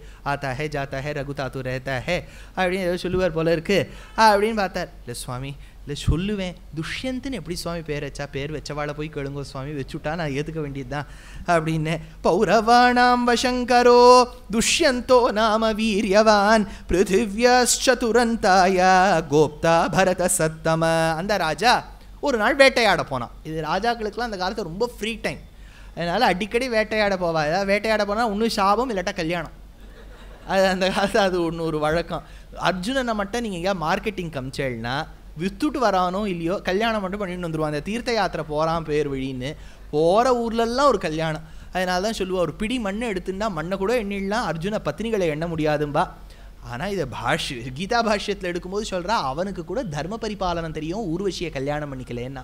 அதனால் இல்லை என்னன்னா, அந்த ராஜா வந்து காட்டில் போயிட்டு இருக்கான் சாரதியோடு போய் ஒரு ரேகிஸ்தானத்தை அடைந்தான், டெசர்ட்டை. ரொம்ப அப்படியே தாகமாக வருதாம். ஏவோத்தம பலஹ க்ஷுத்பிபாசாஸ்ரமான்விதாஹ சவனஸ்யாந்த சமாசாத்ய மஹச்சூன்யம் சமாசதத்து. ஒரே தாகமாக அவனுக்கு. அப்படி தாகம் இருக்கும்போது அந்த இடத்துல மாலினி அப்படின்னு அழகான ஒரு நதிக்கரையில் ஒரு நல்ல ஒரு ஆசிரமத்தை பார்த்தானாம். ஆசிரமத்துக்குள்ளே போகிறான். ஆசிரமத்துக்குள்ளே போய் கேட்டால் அவள்லாம் சொன்னாலாம், இது வந்து கஷ்யபரின் பிள்ளை கன்வர்னு பேரு, கன்வாசிரமம்னு சொன்னாலாம். முனிம் விரஜசம் திரஷ்டும் கமிஷ்யாமி தபோதனம் காஷ்யபம் ஸ்தீயதாமத்ர யாவதாகமனம் மம. அவர் வர வரைக்கும் இருங்கோன்னாலாம். இப்போ ஆசிரமத்துக்குள்ளே துஷ்யந்தன் போயிருக்கான் இல்லையா, இந்த சரித்திரம் வருது வியாசருடைய ஸ்ரீ மகாபாரதத்தில். ஆனால் இந்த சரித்திரத்தை எக்ஸ்ட்ராக்ட் பண்ணி அழகாக ஒரு நாடகமாக கொடுத்துருக்கார் காளிதாசர். அபிஜ்ஞான சாகுந்தளம் அப்படின்னு பேர். ரொம்ப ஆச்சரியம். அதாவது காளிதாசன் கொடுத்தது பல. அபிஜ்ஞான சாகுந்தளம், விக்ரம ஊர்வசீயம், மாலவிகாக்னி மித்திரம், குமார சம்பவம், ரித்து சம்ஹாரம், இந்த மாதிரி விஷயங்கள்லாம் காளிதாசர் கொடுத்துருக்கார். ஆனால் அப்பேற்பட்ட காளிதாசர் கொடுத்தவர் அபிஜ்ஞான சாகுந்தளத்தை ரொம்ப ஒசத்தியாக கொண்டாடுவா. அபிஜ்ஞானம்னா ஒரு ஞாபகார்த்தமாக இருக்கக்கூடிய ஒரு விஷயம். அபிஜ்ஞான சாகுந்தளம்னா ஒரு அபிஜ்ஞானமான மோதிரத்தை வச்சுட்டு வந்த சாகுந்தளம்னு பேர். அந்த அபிஜ்ஞான சாகுந்தளத்தை வடித்து கொடுத்தார் காளிதாசர். அதில் ஒரு முக்கியமான ஒரு விஷயம் சொல்கிறார். சாரதிக்கிட்ட பேசுகிறான். ஏன்னா இதெல்லாம் வியாசர் சொல்லலை, சாரதிக்கிட்ட பேசுகிறானாம் இந்த துஷ்யந்தன். அப்போ சொல்கிறானாம், சாரதி இங்கே ஒரு ஆசிரமம் தெரியறது, நான் உள்ளே போகிறேன். நானும் வரேன் சுவாமி நாராம். சாரதி போகிறதுக்கு முன்னாடி நம்ம உடைய மாற்றிண்டு போகணும். இது சொல்கிறார் காளிதாசர் துஷ்யந்தன் வாயிலாக. அப்போ சாரதி கேட்குறான், எதுக்கு மாற்றிக்கணும்? அதுக்கு ஒரே ஒரு வரியில் சொல்கிறான் துஷ்யந்தன், எந்தெந்த இடத்துக்கு எப்படி போகணுமோ அப்படி தான் போகணும். பாருங்கோ, அந்த தர்மம்ங்கிறது எவ்வளோ முக்கியம்னு அந்த இடத்துல தெரியுது இல்லையா? இப்போது நாங்கள்லாம் ஆஃபீஸில் ஒர்க் பண்ணும்போது உங்களுக்கே வேலை பண்ணவாளுக்கு தெரியும், உங்கள் பௌத்ராதிகள்லாம் பண்ணிட்டு இருப்பா, அவளுக்கும் தெரியும். இப்போது ஒரு கிளையண்ட் மீட்டிங்னு வச்சுக்கோங்க, கன்சல்ட்டிங்கில் கிளையண்ட் மீட்டிங்னால் நாங்கள்லாம் டை போட்டுக்கணும், அது ரூல் உண்டு. இதே கிளையண்ட் மீட்டிங் இல்லை, பேக் ஆஃபீஸ் வேலைன்னா டிஷர்ட் கூட போட்டுன்னு போகலாம். இது கம்பெனிஸ்லேயும் அந்த ரூல்ஸ் உண்டு. எதுக்கு நான் இது சொல்ல வரேன், அந்தந்த இடத்துல எப்படி போகணுங்கிற ரூலு இப்போ மட்டும் இல்லையே, அப்பவும் இருந்திருக்கு, அப்போ மட்டும் இல்லையே இப்போவும் இருக்குது. அதனால் இது இப்படி தான் வரணும் அப்படி தான் வரணும்னு நம்ம இந்த காலத்தில் சொல்ல முடியாது. ஆனாலும் அவாளுக்கு தெரியணும் எந்தெந்த இடத்துக்கு எப்படி வரணுங்கிறது. அதனால் அந்த ஒரு கோவில் இப்போ இன்றைக்கும் கேரளத்தில் கோவில்களுக்கு இருக்கக்கூடிய தனி சிறப்பு என்ன, சட்டையை கழட்டிட்டு வரணும் ஆண்கள் அப்படின்னு வச்சுருக்கா. சட்டையை கழட்டினாதானா, ஜீவாத்மாவுக்கு சட்டை இருக்கா, தேகத்துக்கு தானே சட்டை இருக்குது, இதில் வாதங்கள்லாம் நம்ம பண்ணலாம். நமக்கு இருக்கக்கூடிய வாக் சாமர்த்தியத்தில் வியாசர் வால்மீகி போன்ற வாழ்க்கையும் ஜெயிச்சுடலாம். ஆனால் அது விஷயம் இல்லை. ஆனால் அந்த விதி வச்சுட்டு இன்றைக்கும் கடைப்பிடிச்சுட்டு இருக்காளே, அதுதான் நம்ம முக்கியம்னு இன்றைக்கும் பார்க்கணும். அதனால் எப்படி போகணும் அப்படின்னு ஒரு விதி இருக்குது. நீங்கள் இந்த மதம்னு மட்டும் வச்சுக்காதீங்க, எல்லா மதங்கள்லேயும் அந்த மாதிரி வச்சுட்டு இருக்கா. இப்போ சிக்கிய மதத்தில் நீங்கள் அந்த குருத்வாராக்குள்ளே போகணும்னா தலையில் ஒரு முண்டாஸ் மாதிரி தோப்பா மாதிரி கட்டின்னு தான் போகணும். இல்லை நான் ராஜா இப்படி தான் வருவேன்னு சொன்னால் அவள் விழ விட மாட்டா. சில ஒரு இடத்துக்குன்னு அவள் அப்படி வச்சுன்னு இருக்கானா விதின்னு காரணம். அப்படி பண்ணாதான் நல்ல மனிதன் கெட்ட மனிதன் இல்லை. துஷ்யந்தன் வாயிலாக ஒரு பெரிய தர்மத்தை காளிதாசன் எடுத்து சொல்கிறான். அதனால் காளிதாசனுடைய காவியங்கள் is just not a figment of his imagination, but it is a beautiful medley of shastric thoughts that have been intertwined in the best of the ways. ஒரு சாஸ்திர விஷயத்தை எப்படி எடுத்து சொல்லணும்னு காளிதாசனுக்கு தெரிஞ்ச மாதிரி இன்னொருத்தருக்கு தெரியாது. அதனால் சொல்கிறார். ஆனால் being a poet, being a dramatist, ஒரு காவியகர்த்தா நாடககர்த்தாவாக இருக்கிறதுனால கொஞ்சம் சலுகையை எடுத்துட்டு வர்ணிப்பார். வியாசர் அவ்வளவுலாம் வர்ணிக்க மாட்டார். வியாசர் என்ன சொல்லுவார், அழகான ஒரு பெண் வந்தாள் துஷ்யந்தனை பார்ப்பதற்கு அப்படின்னு ஒரு வரியில் எடுப்பார். இதே காளிதாசனான அழகிய நிலா போன்ற முகத்தோடு கூடியவள், அந்த எள்ளுப்பூ போன்ற மூக்கை உடையவள், பவழத்தை தீட்டி வைத்தாற் போல் இருக்கின்ற உதடுகளோடு கூடியவள், சிறுத்த இடை படைத்தவள், அழகிய தொடையோடு கூடியவள், அவள் நடக்கும்போது அன்னங்கள் பார்த்து தவழ்கின்றன, அவளுடைய நாட்டியத்தைக் கண்டு மயில்கள் நாட்டியம் ஆடுகின்றன, அவளுடைய கூந்தலின் அழகை பார்த்து கார் மேகங்கள் நிற்கின்றன. அப்பேற்பட்ட சகுந்தலை வந்தாள். அவர் ஒரு வரியில சொல்லியிருப்பார், இவர் 10 வரியில விவரிச்சிருப்பார். அவர் சாஸ்திரத்தை சொல்ல வந்த வியாசகவி, இவர் சாஸ்திரத்தோடு ஸ்ருங்காரத்தை சொல்ல வந்த ஆச்சரிய கவி. அதனால அப்படி சொல்லுவார்.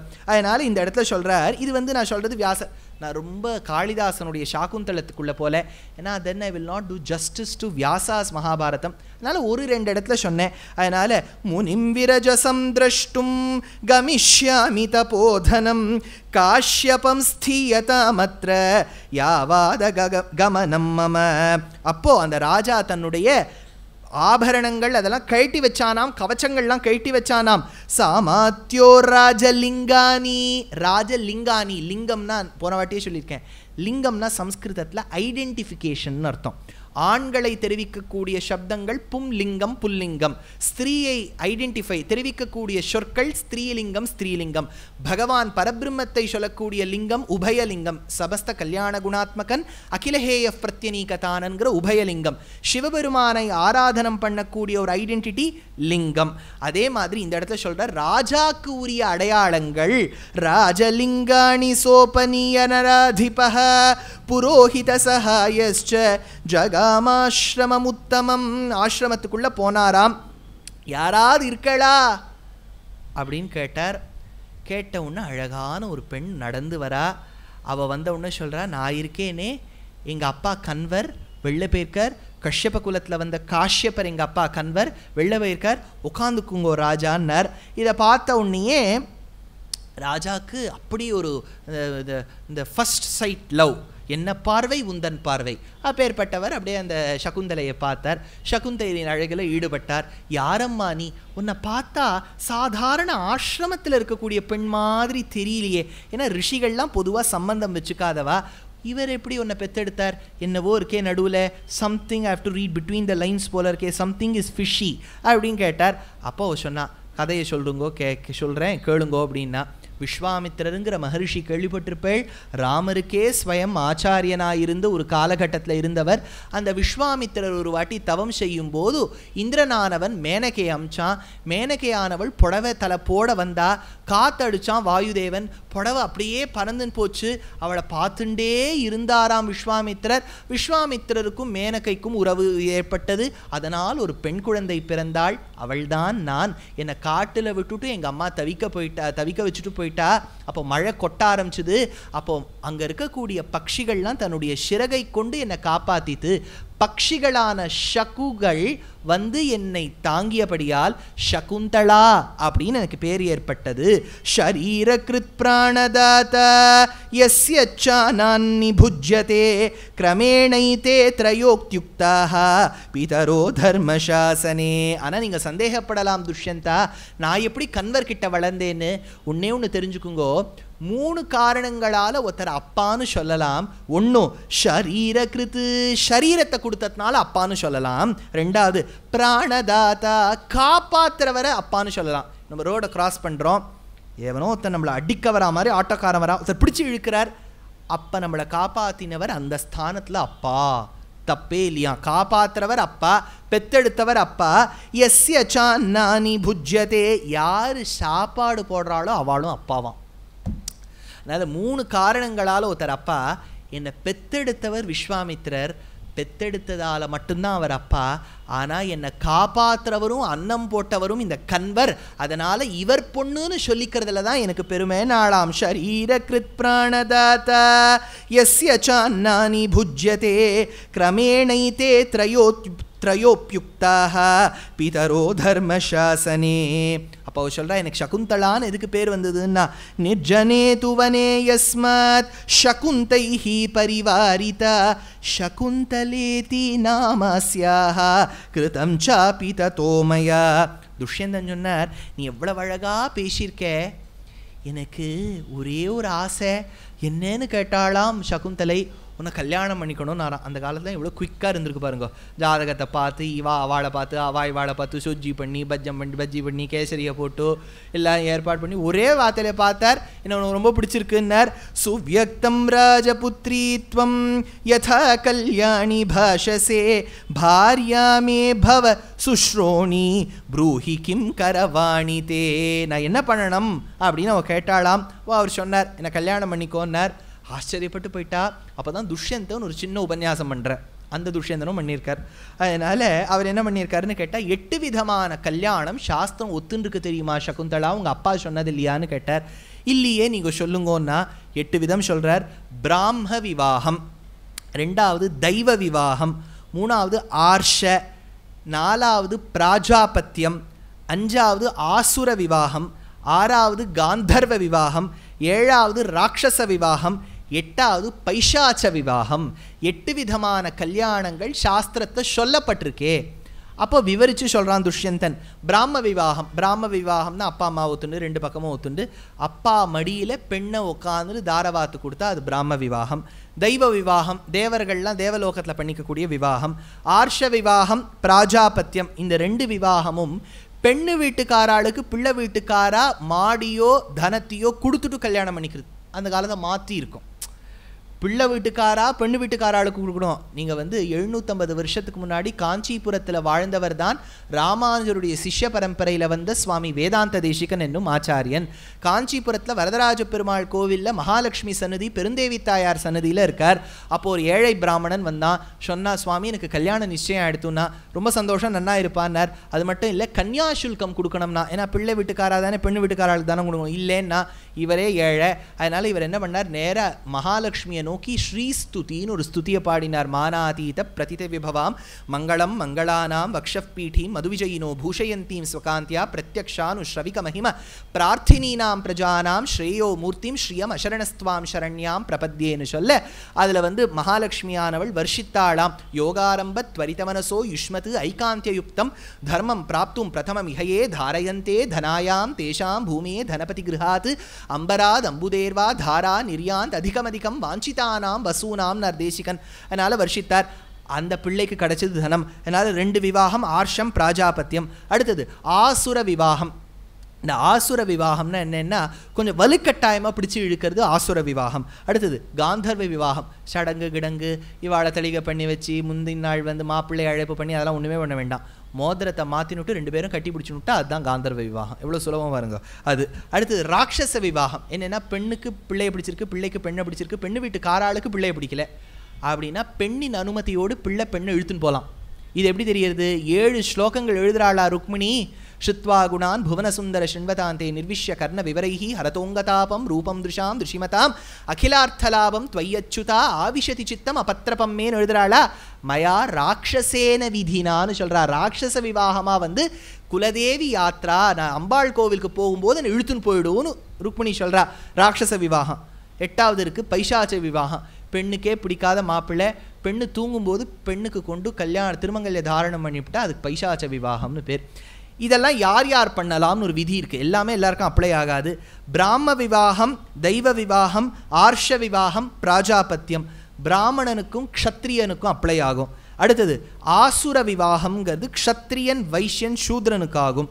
காந்தர்வ விவாகமும் ராட்சச விவாகமும் க்ஷத்ரியாளுக்கு மட்டும்தான் பொருந்தும். அதனால்தான் ருக்மிணி சொல்கிறா கிருஷ்ணரை நீ வானு. ஏன்னா அது க்ஷத்ரியாளுக்கு மட்டும்தான் பொருந்தும். பிராமணன் நினச்சா அப்படி பண்ணிக்க முடியாது.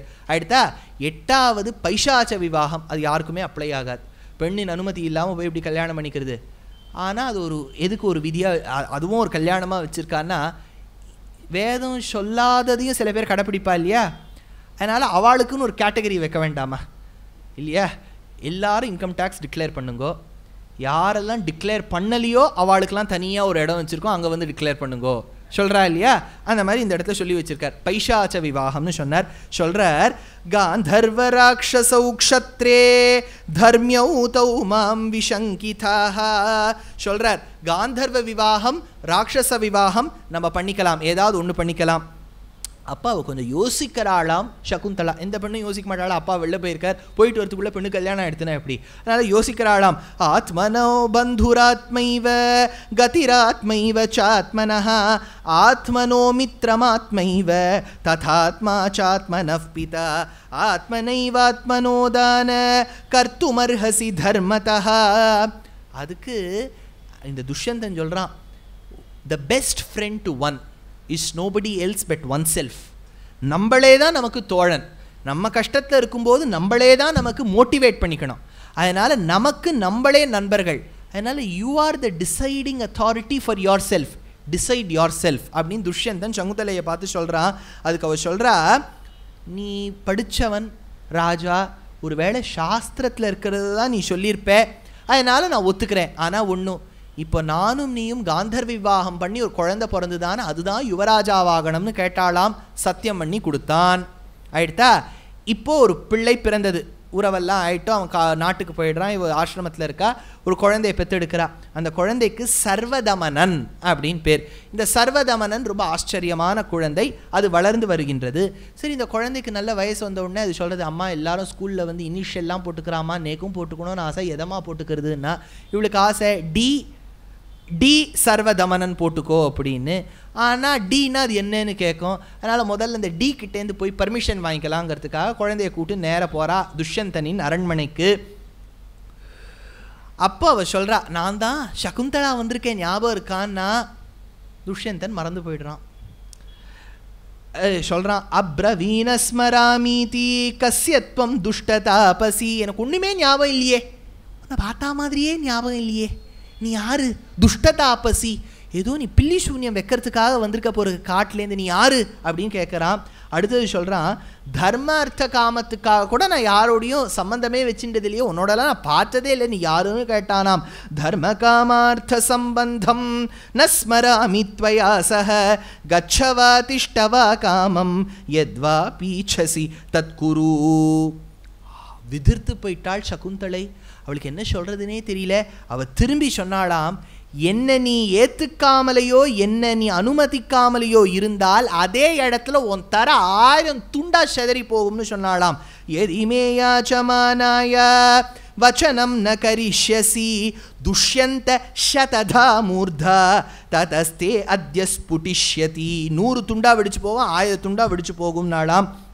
அடுத்தது சொன்னாலாம், ராஜா கேட்டுக்கோ, எப்பேற்பட்டவனும் தன் பத்னியை கல்யாணம் பண்ணிண்டா அவனுக்கு குழந்தை அவனே புனர்ஜன்மம் எடுக்கிற மாதிரி என் குழந்தை இங்கே பக்கத்தில் இருக்குது, உனக்கு புனர்ஜன்மம் எடுத்தார் போல் நீ கேட்டியே சாட்சி எதுன்னு இந்த குழந்தை தான் சாட்சினாலாம். புத்ராம் நோ நரகாத் யஸ்மாத் பிதரம் த்ராயதே சுதஹ தஸ்மாது புத்திர இதி ப்ரோக்தஹ ஸ்வயமேவ ஸ்வயம்புவா. அடுத்தது சொல்கிறா, நீ உன் பத்னியை மதிக்க கற்றுக்கோ துஷ்யந்தா. நான் உன் பத்னியாக இருந்து உன் குழந்தைய தாங்கி பெற்றிருக்கேன், இன்னைக்கு நான் யாருன்னே தெரியலேன்னு சொல்கிறியே துஷ்யந்தா. உன்னே ஒன்று கேட்டுக்கோ, ஒருவனின் பாதிதான் பத்னி. She is not the half, she is the better half. இது பெரிய கஷ்டம். என்னன்னா லக்ஷ்மி அஷ்டோத்திரத்தில் வருது, பிரகிருதிம் விக்ருதிம் வித்யாம் சர்வபூதஹிதப்ரதாம் ஸ்ரத்தாம் விபூதிம் சுரபிம் நமாமி பரமாத்மிகாம் அப்படின்னு வருதா. பரமாத்மிகாம்னா பரமாத்மாவுக்கு ஆத்மிகையா பரமாத்மிகையா இருப்பவள். அர்த்தம் என்னன்னா பெட்டர் ஹாஃப்னு அர்த்தம். பரமாத்மிகானா பெருமாளுக்கு பெட்டர் ஹாஃப் மகாலட்சுமின்னு அர்த்தம். சரி, இப்போது 0.4 பெருசா 0.6 பெருசா? 0.4 பெருசா 0.6 பெருசா? 0.6 பெருசு இல்லையா? இப்போது நீ 0.4 ஒன்று இருக்குது, 0.6 ஒன்று இருக்குது. அதனால் நீங்கள் 0.6 0.4 விட பெருசுன்னு சொல்லுவேள். 0.5 பெருசா 0.5 பெருசா? ரெண்டும் ஈக்குவல் தானே. அப்படின்னா இது ஒரு பாதி அது ஒரு பாதி. பாதியில் எது பெட்டர்னு எப்படி சொல்ல முடியும்? நான் சொல்கிறது புரியுறதா உங்களுக்கு? இப்போது வெவ்வேறு நம்பராக இருந்தால் 4 5னா 5 4 விட பெருசுன்னு சொல்வேள். 3 4 இருந்தேன்னா 4 3 விட பெருசும்பேள். 3 3 இருந்தால் 3 இஸ் ஈக்குவல் டு 3 தானே. இப்போ இவர் ஹாஃப், இந்த மாமாவை பார்த்து ஹாஃப், அந்த மாமி இன்னொரு ஹாஃப் அப்படின்னு சொல்லணும். இவர் ஹாஃப், அந்த மாமி பெட்டர் ஹாஃப் இல்லையா. இங்கேயோ இடிக்கிறதா, பெட்டர் ஹாஃப் அப்படின்னா இங்கேயோ இடிக்கிறது. அதுக்கு என்னன்னு கண்டுபிடிக்கலான்னு யோசிச்சோம். ஏன்னா ஆங்கிலத்திலேயே அப்படி தான் சொல்லுவா, பெட்டர் ஹாஃப். சம்ஸ்கிருதத்துலேயும் பெரியவாள்லாம் எடுத்துருக்கும் போது Mahalakshmi is the better half அப்படிங்கிறா. இதுக்கு எப்படி கண்டுபிடிக்கலான்னு நான் உட்காந்து பிலானியில் இருக்கும்போது யோசித்தேன். இன்ஜினியரிங் தான் ஏறல, மூளைக்கு இதாவது ஏறட்டோன்னு உட்காந்து யோசிச்சுட்டு இருந்தோம். அப்புறம் நானும் என் ஃப்ரெண்டும் சேர்ந்து ஒரு ஃபார்முலா கண்டுபிடிச்சோம். இதெல்லாம் பரமாத்மிகாலேருந்து ஒரு ஃபார்முலா போட்டாச்சு. என்னன்னா 0.48 அப்படின்னு டெசிமல் டிஜிட்ஸ் சொல்கிறேன்னு வச்சுக்கோங்க. அதை நீங்கள் எவ்வளவுக்கு அப்ராக்சிமேட் பண்ணுவேள்? 0.48 அது எவ்வளோ? 0.5 அப்ராக்சிமேட் பண்ணுவேள். 0.52 0.52 அது எவ்வளோ அப்ராக்சிமேட் பண்ணுவேள்? 0.5. இது என்ன சுவாமி 0.48ம் 0.52ம் சேமா? சேம். ஆனால் அப்ராக்சிமேட் பண்ணும்போது ரெண்டுத்தையும் ஒரே நம்பருக்கு கொண்டு வந்துடுவேள். அப்படின்னா என்ன? பெருமாள் அப்ராக்சிமேட் பண்ணால் 0.5க்கு வந்துடுவார், பிராட்டி அப்ராக்சிமேட் பண்ணால் 0.5க்கு வந்துடுவா. ஆனால் பெருமாள் 0.48லேருந்து அப்ராக்சிமேட் பண்ணப்பட்டவர், பிராட்டி 0.52லேருந்து பண்ணப்பட்டவள். அப்படின்னா இந்த half is better then the other half இல்லையா. அதனால் பெருமாளை விட பிராட்டி வசதிங்கிறதுக்காக அதை பெரியவாள்லாம் பெட்டர் ஹாஃப்னு சொல்கிறா அப்படின்னு ஒரு ஃபார்முலா கண்டுபிடிச்சோம். இதெல்லாம் நீங்கள் உட்காந்து வியாச மகாபாரதெல்லாம் தேடாதீங்க, ஏதோ ஒரு ஃபார்முலா அவ்வளோதான். அர்த்தம் பாரியா மனுஷ்யஸ்ய, அர்த்தம் பாரியா மனுஷ்யஸ்ய, பாரியா வந்து மனுஷனில் பாதி, அர்த்தம் பாதி. பாரியா சிரேஷ்டதம சகா. ரொம்ப அழகா யக்ஷ பிரஷ்னம்னு பின்னாடி வரும். யுதிஷ்டிரனை பார்த்து யக்ஷன் கேள்வி கேட்கறது, யுதிஷ்டிரா ஒரு கணவனுக்கு ஒரு மனிதனுக்கு வாழ்க்கையிலேயே ரொம்ப உன்னதமான ஃப்ரெண்ட்ஷிப் யாரோட இருக்கணும்? சொந்த பொண்டாட்டியோடங்கிறார். பொண்டாட்டியோடையே ஒழுங்காக ரிலேஷன்ஷிப் இல்லைன்னு வச்சுங்க, ஒர்க் பிளேஸ்லேயும் மென்டல் பீஸ் இருக்காது, மற்றவாளோடையும் பழகிறதுக்கு இருக்காது. So you should treat your wife as your best friend. சகா சப்தபதா பவ. சப்தபதி முடிக்கும் போதே சொல்கிறது என்ன? இவர் தான் உனக்கு பெஸ்ட் ஃப்ரெண்ட், இவோதான் உனக்கு பெஸ்ட் ஃப்ரெண்ட், சகதர்ம சரித்தவன் தான் சொல்கிறோம். அதனால சொல்கிறாளாம், பாரியா சிரேஷ்டதம சக, பாரியா மூலம் திரிவர்கஸ்ய, பாரியா மூலம் திரிவர்கஸ்ய. தர்ம அர்த்த காமங்கள் சம்பாதிப்பதற்கு பத்னி தான் சப்போர்ட்டிவாக இருக்கணும், தர்மம் பண்ணுறதுக்கும் பத்னி சப்போர்ட்டிவாக இருக்கணும் இல்லையா. ஒருத்தருக்கு நல்லது பண்ணுறோன்னு நினச்சா குடுங்கோன்னு சொல்லணும், தர்மம். அர்த்தம், ஒரு சம்பாதிக்கணும்னு வச்சுட்டாலும் நேர் வழியில் சம்பாதிக்கிறதுக்கு கூட பத்னி இருந்து உறுதுணையாக இருக்க வேண்டும். காமம், ஒரு பிள்ளை அதெல்லாம் வளர்த்து கொடுப்பதற்கும் பத்னியின் ஆறுதல் தேவை. 4வது சொல்லலையான்னு கேட்டார். பாரியா மூல்யம் தரிஷ்யதா, மோட்சம் பெறுவதற்கும் பத்னி உறுதுணையாக இருக்கணும். இல்லை பாரதம் கேட்டால் நல்லதுன்னு சொல்கிறா, கூட வரியான்னு கேட்டால் வந்துடுறா, மாமி கேட்டால் மாமா வந்துடுறார். இவாளுக்கு திவ்ய தம்பதிகள்னு பேர். பெருமாளும் தாயாருமா 2 பேரும் ஒன்றா சேர்ந்து வராதவா நாளைக்கு வந்துடுவா, அவ்வளோதான், கவலைப்படாதீங்க. அதனால் பல பேர் கவலைப்படுவா, கூட்டாக வரமாட்டேங்கிறாரு, என்ன பண்ணுறது? இதை போய் நீங்கள் அப்படியே பகவான்கிட்ட பிரார்த்தனை பண்ணுங்க, வந்துடுவார் நாளைக்கு. சண்டே தானே, சீரியல்லாம் இருக்காது. அதனால் பாரியா மூலம் திரிவர்கஸ்ய பாரியா மூலம் தரிஷ்யதः. மேலே சொல்கிறா, அதான் பாரதத்தில் கதை மட்டும் முக்கியம் இல்லை, அவள் சொல்லக்கூடிய கருத்துக்கள்லாம் பாருங்க. கருத்துக்களில் சொல்கிறா, சகுந்தலா துஷ்யந்தனை பார்த்து சொல்கிறா, ஒரு அப்பா என்னெல்லாம் ஆசீர்வாதம் குழந்தைக்கு பண்ணணுங்கிறா. அங்காதங்காத் சம்பவசி ஹிருதயாத் அதிஜாயசே ஆத்மாவை புத்திரநாமாசி சஜீவ சரதசதம். ஒரு பிள்ளை ஓடி விளையாடின்னு வருது, அது அப்படியே உடம்பெல்லாம் போட்டு போர் அப்படின்லாம் அப்படி விளையாடின்னு வருது. அப்போ விளையாடும்போது அந்த அப்பா வந்து மடியில் உட்காத்தி வைக்கணும், பிள்ளைய முடிய கோதி விழணும், நெத்தியில் முத்தம் கொடுக்கணும்னு சாஸ்திரம் சொல்கிறது. சொல்லிட்டு ஒரு மந்திரத்தை சொல்லணுமா, அங்காதங்காத் சம்பவசி ஹிருதயாத் அதிஜாயசே ஆத்மாவை புத்திரநாமாசி சஜீவ சரதசதம். நீ 100 வருஷம் வாழ்வாய் என் பிள்ளாய். அங்காதங்காத் சம்பவசி, நான் குள்ளமா இருக்கா மாதிரி நீயும் குள்ளமா இருக்கியே, அங்காதங்காத் சம்பவசி.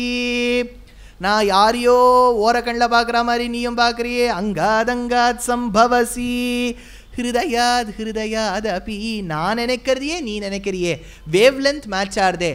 ஆத்மாவை புத்திரனாமாசி, என் ஆத்மா தான் என் பிள்ளையா வந்து பிறந்திருக்கோ என்னமோ.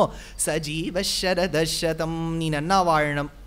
இது இங்கே ஆதி பர்வால துஷ்யந்தனை பார்த்து கன்வ மகர்ஷியின் வளர்த்த பெண், விஸ்வாமித்திரரின் பெண் சகுந்தலாவானவள் உபதேசம் பண்றா. பின்னாடி வனப்பர்வா ஆன உன்ன கடைசியில் இந்த யக்ஷ பிரஷ்னம் வரும்போது யக்ஷன் கேள்வி கேட்குறான். இதெல்லாம் ஞாபகம் வச்சுக்கோங்க, அப்போ தான் உங்களுக்கு அந்த க்ளூ கிடைக்கும். என்ன அழகாக கேட்குறான், ஒருவனின் ஆத்மா யார்? ஹூ இஸ் த ஆத்மா ஃபார் அ மேன்? அதுக்கு அவர் சொல்கிறார், மனுஷ்யஸ்ய ஆத்மா சக புத்திரஹா, ஒரு மனிதனின் ஆத்மா அவன் பிள்ளை. பராசரருக்கு பிள்ளை யார்?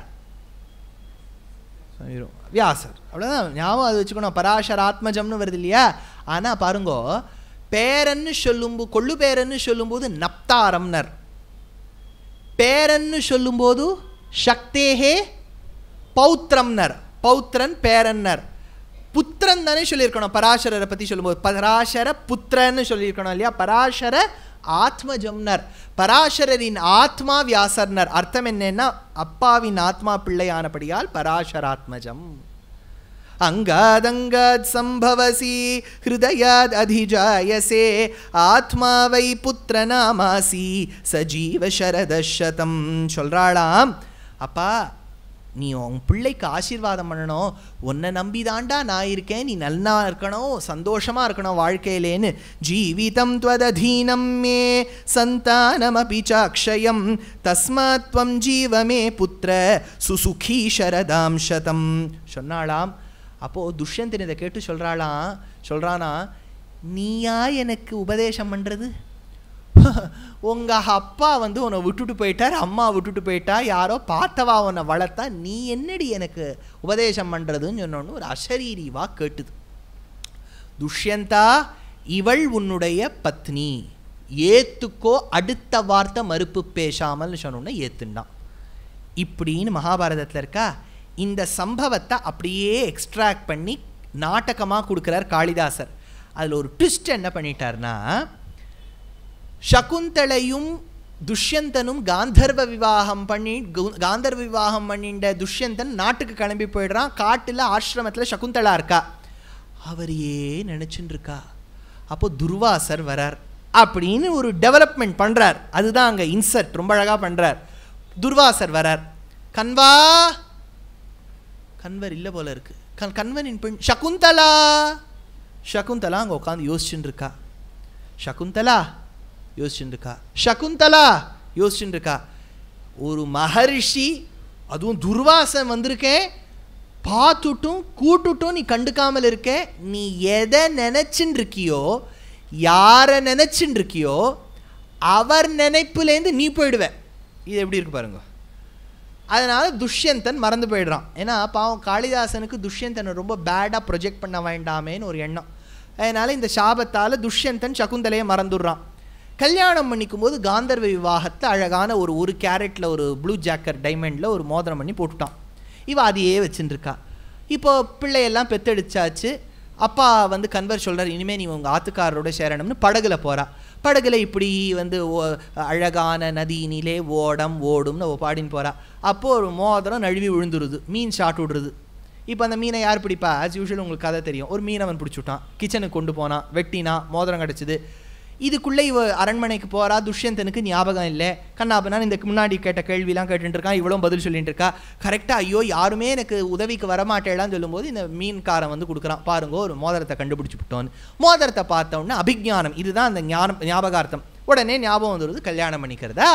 அந்த இடத்துல காளிதாசன் ரொம்ப அழகாக கொண்டு போகிறார். இந்த இடத்துல சொன்ன உடனே ஒத்துண்டாராம் துஷ்யந்தன் சகுந்தலையை. ஒத்துனுட்டு அந்த பிள்ளைக்கு பட்டாபிஷேகம் பண்ணி வைக்கிறார். அந்த குழந்தைக்கு சர்வதமனனுக்கு பண்ணி வைக்கும்போது பேர் வைக்கிறார். அந்த இடத்துல இருந்த குலபுரோகிதர் பரதன் அப்படிங்கிற பேரை துஷ்யந்தனின் பிள்ளைக்கு கொடுக்கிறார். அவ சௌக்கியமா இருக்கா. பரதாத் பாரதீத் கீர்த்திர் ஏனேதம் பாரதம் குலம் அபரேயேச்ச பூர்வே வை பாரதா இதி விஸ்ருதா. அதனால தான் இந்த தேசத்துக்கே பாரதம் அப்படின்னு பேர் வந்ததுன்னார். அதை வில்லிபுத்தூரா ரொம்ப அழகா சொல்றார். விரதம் மிஞ்சிய வேள்வியால் கேள்வியான் மிக்கான் சுரதமங்கையர் முலைக்குவடு அனைவரை தோளான் பரதன் என்னோரு பார்த்திபன் பரதமும் இசையும் சரதம் இன்புற அக்குலத்தனில் அவதரித்தான். ஆச்சரியமா நல்லவர்களுக்கு நல்லதே செய்யும், அதாவது தீயவர்களுக்கு தண்டனையை அளிக்கும் நல்ல ராஜாவாய் ஒரு சந்திரனை போல் பிரகாசிக்கின்ற அந்த பரதன் தோன்றினான். அடுத்தது சொல்றார், இவனுடைய வீரியத்தை கண்டு தேவர்களும் கூட அஞ்சுவார்கள். சுரமுகமும் சுராரிகள் சமூகமும் சூழ விரசு பூஷலின் வாசவன் நடுங்க வெண் இடும்பு நாள் அரசர் யாவரும் அருமுக கடவுள் என்று அயிர்ப்ப புரசை நாகமுன் கடவினன் நாகமும் புறந்தோன் சொல்லி முடிக்கிறார். இதனால துஷ்யந்தனின் பிள்ளை பரதனின் குலம் வளர்ந்துட்டே வருது. ஒரு பக்கம் ஆச்சா, இன்னொரு பக்கம் வளர்த்துன்னு போறார். பிரம்மாவின் அதாவது பெருமாளின் நாபியிலிருந்து வந்தவர் பிரம்மா. பிரம்மாவின் புதல்வன் அத்ரி. அத்ரி அனசூயான்னு நம்ம கேள்விப்படுங்க பாருங்க. ஸ்ரீமத் ராமாயணத்தில் சீதை போனா அவ ஆசிரமத்துக்கு, அப்போதான் அனசூயா கேட்குறா, ஏண்டிமா உன் கல்யாணத்துக்கு என்னால் வர முடியலையே, எப்படி நடந்ததுன்னு கேட்குறா. அப்பேற்பட்ட அந்த கட்டத்தை சொல்கிறார். அந்த அத்ரியானவர் அனசூயை நாத்துக்காரர், அவர் தானும் பிரம்மாவின் புதல்வராக இருந்தார். அந்த அத்ரியின் நேத்திரங்கள்லேருந்து ஆனந்த பாஷ்பம் வருது, டியர்ஸ் ஆஃப் ஹாப்பினஸ். அதுலேருந்து தோன்றியவர் தான் சோமன்னு பேர். சோமன்னா சந்திரன் அர்த்தம். ஏன்னா ஏற்கனவே அது ஒரு வரம் இருக்கு இல்லையா, சிவபெருமானின் அம்சமாக அத்ரி அனசூயாளுக்கு துர்வாசருங்கிற மகரிஷி பிறப்பார். மகாவிஷ்ணுவின் அம்சமாக தத்தாத்திரேயர்னு ஒரு பிள்ளை பிறப்பார். பிரம்மாவின் அம்சமாக சோமன் ஒரு பிள்ளை பிறப்பார். அதனால பிரம்மாவின் பிள்ளை அத்ரி, அத்ரிக்கு ஒரு பிள்ளையாக சோமனான சந்திரன் பிறக்கின்றான். அத்திரி பெயர் ரந்தனன் அம்பகம் தனிலும் அப்படின்னு பிறந்தானாம். இந்த சந்திரன் யாருக்கெல்லாம் அதிபதினார்? ஸ்ரீமத் பாகவதத்தில் சுகபிரம்மம் சொல்றார், தம்ச பகவான் அப்ஜயோனிஹி அசேஷௌஷதி த்விஜ நக்ஷத்ராணாம் ஆதிபத்யே அப்யசேத்.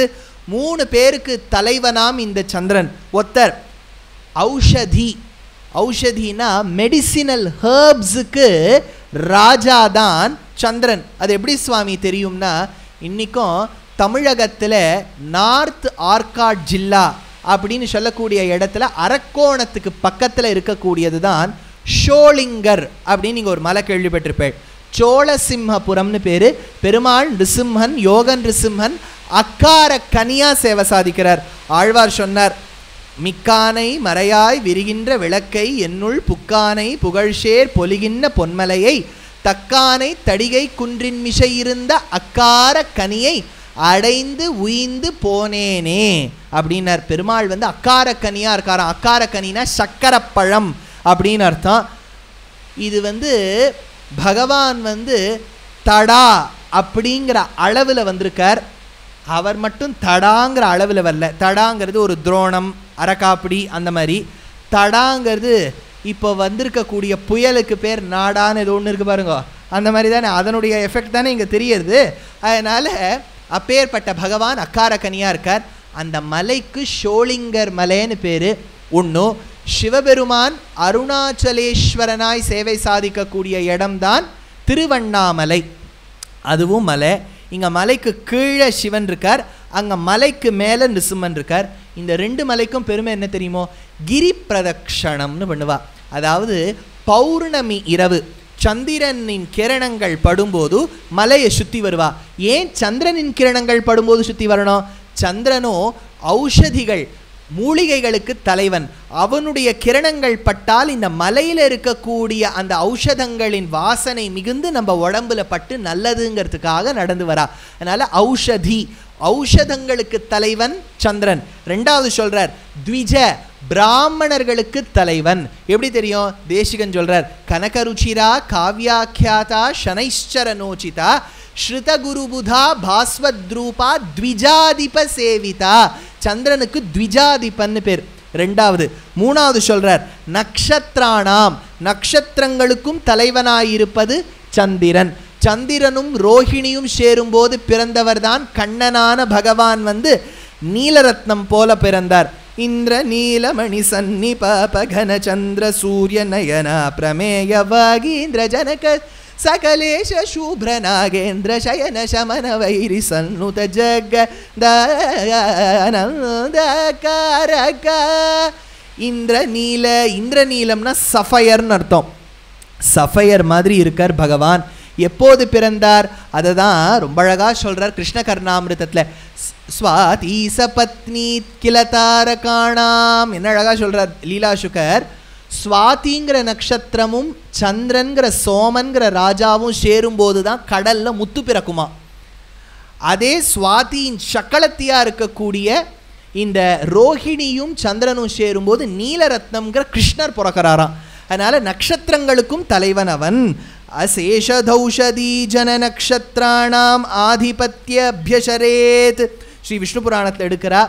அப்பேற்பட்ட சந்திரன் யாரு? பிரம்மாவின் குலத்தில் அத்ரியின் குலத்தில் வந்தவர் சோமனான சந்திரன். சந்திரனை பற்றி நவக்கிரக கீர்த்தனையில் தீட்சிதர் எடுக்கிறார். ஒரே கீர்த்தனையில் அத்தனை விஷயத்தையும் சுருக்கமாக சொல்கிறார். சந்திரம் பஜமானச சாது ஹிருதய சத்ருஷம் சந்திரம் பஜமானச இந்திராதிலோக பல்லேடித தாரேஷம். தாராதிபதிகள், தாரைகள்னா நட்சத்திரங்களுக்கு ஈசன். இந்து ஷோடசகலாதரம். இந்து சந்திரனானவன் ஷோடச கலாதரன், 16 கலைகளோடு பூரணமானவர். பிரதமை த்விதீயை திருத்தீயை சதுர்த்தி பஞ்சமி சஷ்டி சப்தமி அஷ்டமி நவமி தசமி ஏகாதசி துவாதசி திரையோதசி சதுர்தசி அமாவாஸ்யாலே ஆரம்பிச்சு பிரதமை வரைக்கும் போறாரு இல்லையா. 16 கலைகள் பூரணமாக நிறைஞ்சவர். அமாவாசை பௌர்ணமியை சேர்த்துண்டா 16 கலைகளோடு இருக்கார். ஷோடச கலாதரம் நிஷகரம் இந்திரா சகோதரம். 2 நாளைக்கு முன்னாடி கருட உபாக்கியானத்தில் சமுத்திர மந்தனம் பார்க்கும்போது சந்திரன் தோன்றிய பிறகு லக்ஷ்மியும் க்ஷீரசமுத்திரராஜ தனயாம்னு ஸ்ரீ மகாலட்சுமி சந்திராம் சந்திர சகோதரின்னு தோன்றினாள். மகாலட்சுமிக்கு பேர் என்ன? இந்திரா, இந்திராவின் சகோதரன். இந்திரா சகோதரம் சுதாகரமனிஷம் சங்கர மௌளி விபூஷணம். சிவபெருமானின் ஜட்டையில் இருக்கக்கூடியவரே. சீதகிரணம் குளிர்விக்கக்கூடிய கிரணங்களை கொடுப்பவரே. சதுர்புஜம் 4 கைகளோடு கூடியவரே. மதநட்சத்திரம் க்ஷபகரம் வெங்கடேஷநயனம். பெருமாள் திருமலை வெங்கடாச்சலபதியின் ஒரு கண்ணானவரே. இன்னொரு கண் யாரு? சூரியன். அதை தான் நேற்று மாதாஹாரின்னு மலாயிலேருந்து ஒரு விஷயம் எடுத்து சொன்னேன். அதனால் பெருமாளுக்கு கண்ணை போல் இருப்பவளே. வெங்கடேஷநயனம் விராண் மனோஜனனம் விதும் குமுதமித்ரம் விதி குரு குஹவக்திரம் சசாங்க கீஷ்பதி ஷாபானுக பிராத்ரம். கீஷ்பதி சாபானுகிரக பாத்திரம். அவருடைய சொந்த மாமனார் தக்ஷனே சாபம் கொடுத்துட்டார். சாபத்தை இவர் போக்கிக் கொண்டார். அடுத்தது ஷரஸ்சந்திரிகா தவள பிரகாஷகாத்திரம். ஷரஸ்சந்திரிகா தவள தயிர் மாதிரி இருக்கக்கூடிய வெண்மையோடு கூடியவரே. கங்கண கேயூர ஹரமகுடதிதரம் பங்கஜரிப்பும். பங்கஜரிப்பும், பங்கஜரிப்பும்னா தாமரைக்கு எதிரியானவரே. ஏன்னா எப்போ சந்திரன் உதயமாறுதோ தாமரை மூடிக்கிறது. அதனால பங்கஜரிப்பும் ரோஹிணி பிரியகர சதுரம். ரோஹிணிக்கு ரொம்ப பிரியமானவரே அப்படின்னு சந்திரனை கொண்டாடுறார். எதுக்கு நான் இது சொல்கிறேன்னா, நம்ம பெரியவாள்லாம் நவக்கிரக கீர்த்தனையில் தீட்சிதர் சொல்லாத கருத்தா அப்பேற்பட்ட சந்திரன்கிறார். இந்த சந்திரனை பற்றி ஒரு விஷயம் சொல்கிறேன். இது பாகவதத்துலேயும் இருக்குது, பாரதத்துலேயும் எடுத்திருக்கார். என்னன்னா, ஒரு யஜ்ஞம் பண்ணா தேவாள்லாம் ப்ரஹஸ்பதி எங்கேயோ வெளில போயிருக்கார். ப்ரஹஸ்பதிக்கு ஒரு பத்னி இருந்தா, தாரான்னு பேர். இந்த தாராவுக்கும் சந்திரனுக்கும் ஒரு உறவு ஏற்படுறது. இது யாருக்கும் தெரியாது. பாருங்க, இந்த காலத்தை இது வந்து இப்போ நடக்கக்கூடிய சொல்வதெல்லாம் உண்மையே இல்லை, அது எப்போவோ நடந்திருக்கு. இவா 2 பேருக்கும் ஒரு மைத்திரபாவம். கர்ப்பம் தரிக்கிறா. மார்க்கெட்டிங்க்கு போயிட்டு வந்த ப்ரஹஸ்பதி தனக்கு தான் குழந்தை பிறக்க போகிறதான் நினச்சி எல்லாருக்கும் ஸ்வீட்ஸ் எல்லாம் டிஸ்ட்ரிபியூட் பண்ணுறார். அவளுக்கு கர்ப்பம் தரிச்சுட்றா. அவளுக்கு இடுப்பு வலி வருது. நேராக ஹாஸ்பிட்டலில் கொண்டு சேர்க்குறா. இவர் கார்டை கொடுக்குறாரு. இனிமேல் கேஷ்லெஸ் பேமெண்ட் தானேங்கிறதுக்காக கார்டை கொடுக்குறார் ரிசப்ஷனிஸ்ட் கிட்ட. அவள் சொல்கிறா, payment has already been made அப்படிங்கிறா ப்ரஹஸ்பதியை பார்த்து. யார் கட்டியிருக்கான்னு கேட்டால் சந்திரன் கட்டியிருக்கான்னா. பிரம்மாவை கூட்டா. பிரம்மா நேர லேபர் ரூம்குள்ளே போனார். தாராவை பார்த்து கேட்டார், இந்த குழந்தை யாரோடதுன்னு நீ தான் சொல்லணும்னார். அவள் சொன்னா, இது எங்கள் ஆத்துக்காரர் ப்ரஹஸ்பதி, இது இல்லை, இது சந்திரனுடைய குழந்தைன்னா. அந்த குழந்தை பிறந்தது, நல்ல புத்தியோடு பிறந்தது. புத்தியோடு பிறந்த குழந்தைக்கு புதன்னு பேர். அதனால் இப்போ புதனுக்கு ஸ்கூலுக்கு போகும்போது என்ன இனிஷியல்? பி புதன். ப்ரஹஸ்பதி கொடுத்துவிட்டார், இனிஷியலில் கொடுத்துவிட்டார். ஆனால் டிஎன்ஏ டெஸ்ட் பண்ணால் சி புதன், சந்திரனுடைய புதன். அதனால் தஸ்யாத்மயோ நிரகிருத புத இத்யபிதாம் நிருப புத்தயா கம்பீரயா ஏன புத்திரேனோ போண்டுரான் முதம் அப்படின்னு சொல்கிறார். அப்பேற்பட்ட புதனை பற்றி பாடியிருக்கார் தீக்ஷிதர். இது மேலே ஒரு பெரிய மிருதங்க சத்தம் கேட்டுன்னு இருக்கு அப்படின்னு அதை பேக்ரவுண்ட் மியூசிக்காக வச்சுன்னு கேளுங்க புதனை பற்றி.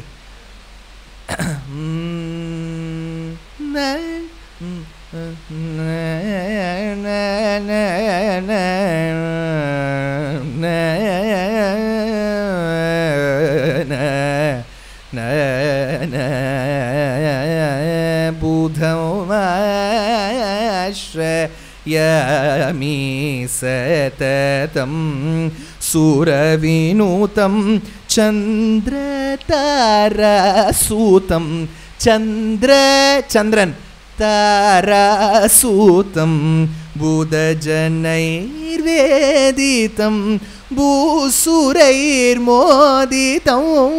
மதுர கவிதா பிரதம். மதுர கவிதா பிரதம். யாருக்கு ஜாதகத்தில் புதன் நல்ல ஸ்தானத்தில் இருக்காளோ நன்னா பாடுவா. மதுர கவிதா பிரதம் மகனீய சம்பதம் குங்கும சமத்யூதிம் குரு குஹமுதாக்ருத்யும் குஜவைரிணோ மணிமகுடஹார கேயூர கங்கணாதிதரணம் கமனீய தரமிதுன கல்யாதிபோ. மிதுன கன்யாதிபம். மிதுன ராசியிலும் கன்யா ராசியிலும் ரொம்ப சஞ்சரிப்பவர். புஸ்தகரம் நபும்சகம். நபும்சகம்ங்கிறார். இந்த புதனுக்கு நபும்சகன்னு சொல்றார்.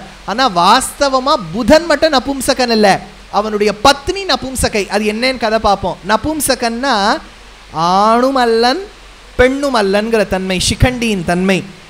நபும்சகம் கிங்கர ஜனமஹிதம் கில்பிஷாதிரஹிதம் சங்கர பக்தஹிதம் சதானந்த சஹிதம் அப்படின்னு எடுக்கிறார். அப்பேற்பட்ட புதன். இந்த புதனுக்கு யாரோட கல்யாணம் ஆச்சுன்னு கேட்டால் அதுக்கு ஒரு சரித்திரம் சொல்கிறார் வியாசர். மனு பகவான் இருந்தார் இல்லையா, அவர் ஒரு யாகம் மன்னர். குழந்தைகள் வேணும் அப்படின்னு சொல்லிட்டு அந்த பண்ணி வைக்கக்கூடிய ப்ரீஸ்ட் அவர் என்ன பண்ணார், நேராக மனு பகவானுடைய பத்னி கிட்ட போய் கேட்டார், ஏதாவது ஸ்பெஷல் இன்ஸ்ட்ரக்ஷன்ஸ் இருக்காமா எனக்குன்னார். அதுக்கு அவர் பதில் சொன்ன அந்த ராணி, நீங்கள் ஹவிஸை யஜ்ஞத்தில் கொடுக்கும்போது வஷட் அப்படின்னு ஒரு வார்த்தையை சொல்லிட்டு கொடுங்கோ. கேள்விப்பட்ட மாதிரி இருக்கும். 3வது நாமம் சஹஸ்ர நாமத்தில் வஷட்காரஹான் இருக்கு. பகவத் பாதாள் வியாக்கியானம் பண்ணும்போது பாஷ்யத்தில் யஜ்ஞோவை விஷ்ணு, யஜ்ஞத்துக்கு அதிபதியாக இருக்கக்கூடிய பெருமாள் அவர் இருக்கக்கூடிய இடம்னர். அதனால் அதை நன்னா தானம் பண்ணாலாம். தானம் பண்ணும்போது ஒரு பிள்ளை பிறக்கிறதுக்கு பதிலாக ஒரு பெண் பிறந்து விட்டாள். அந்த பெண்ணானவளை வளர்த்து வந்தார் ராஜா. அப்புறம் கேட்டார் அந்த சுவாமி கிட்ட, இவரையே பிள்ளையா மாற்றி கொடுத்துருக்கோன்னார். பிள்ளையா மாற்றி கொடுத்துட்டா. இப்போ இந்த பிள்ளையானவன் தன்னுடைய சைன்யத்தோடு ஒரு காட்டுக்கு போகிறான்.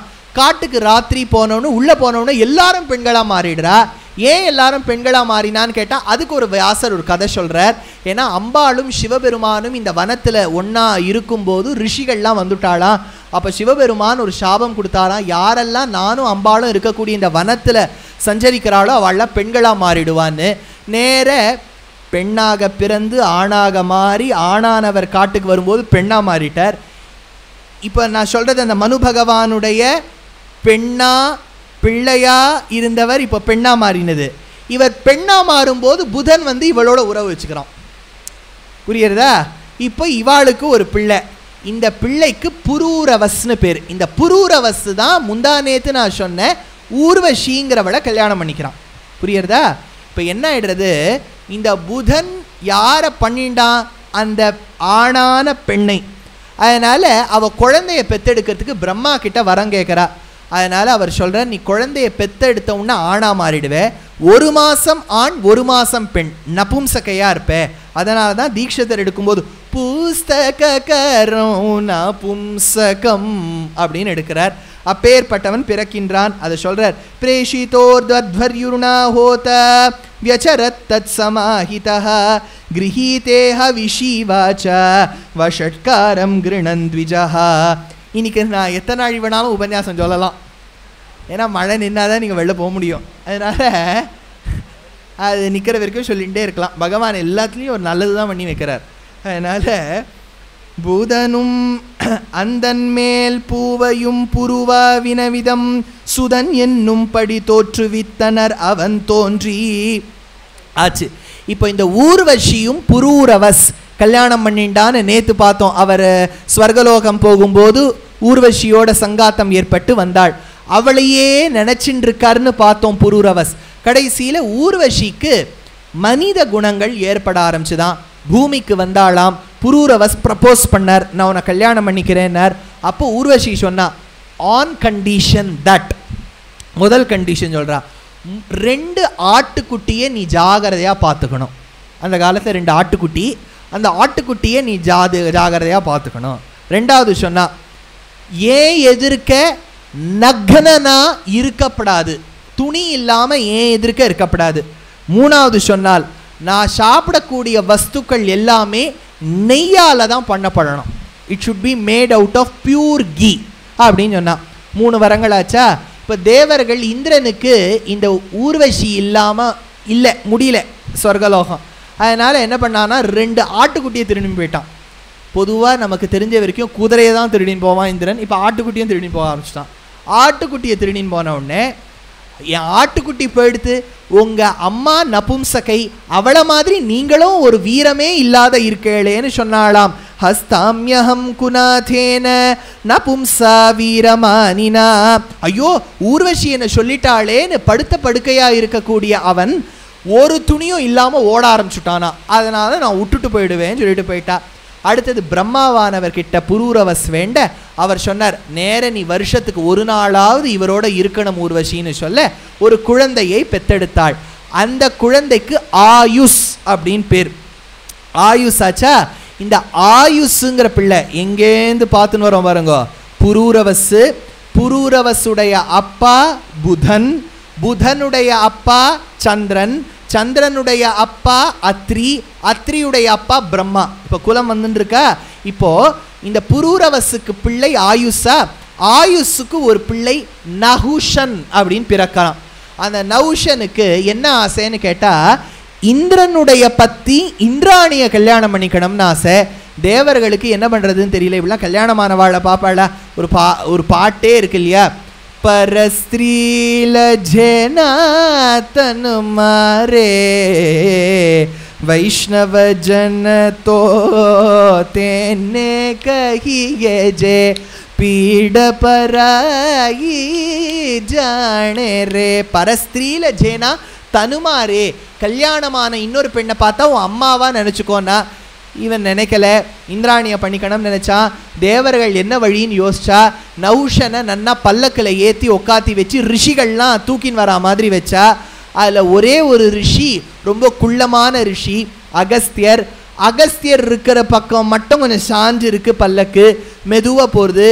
சர்ப்ப சர்ப்ப சர்ப்ப சர்ப்ப வேகமா போ வேகமா போன்னார். அகஸ்தியருக்கு இதை தாங்க முடியல.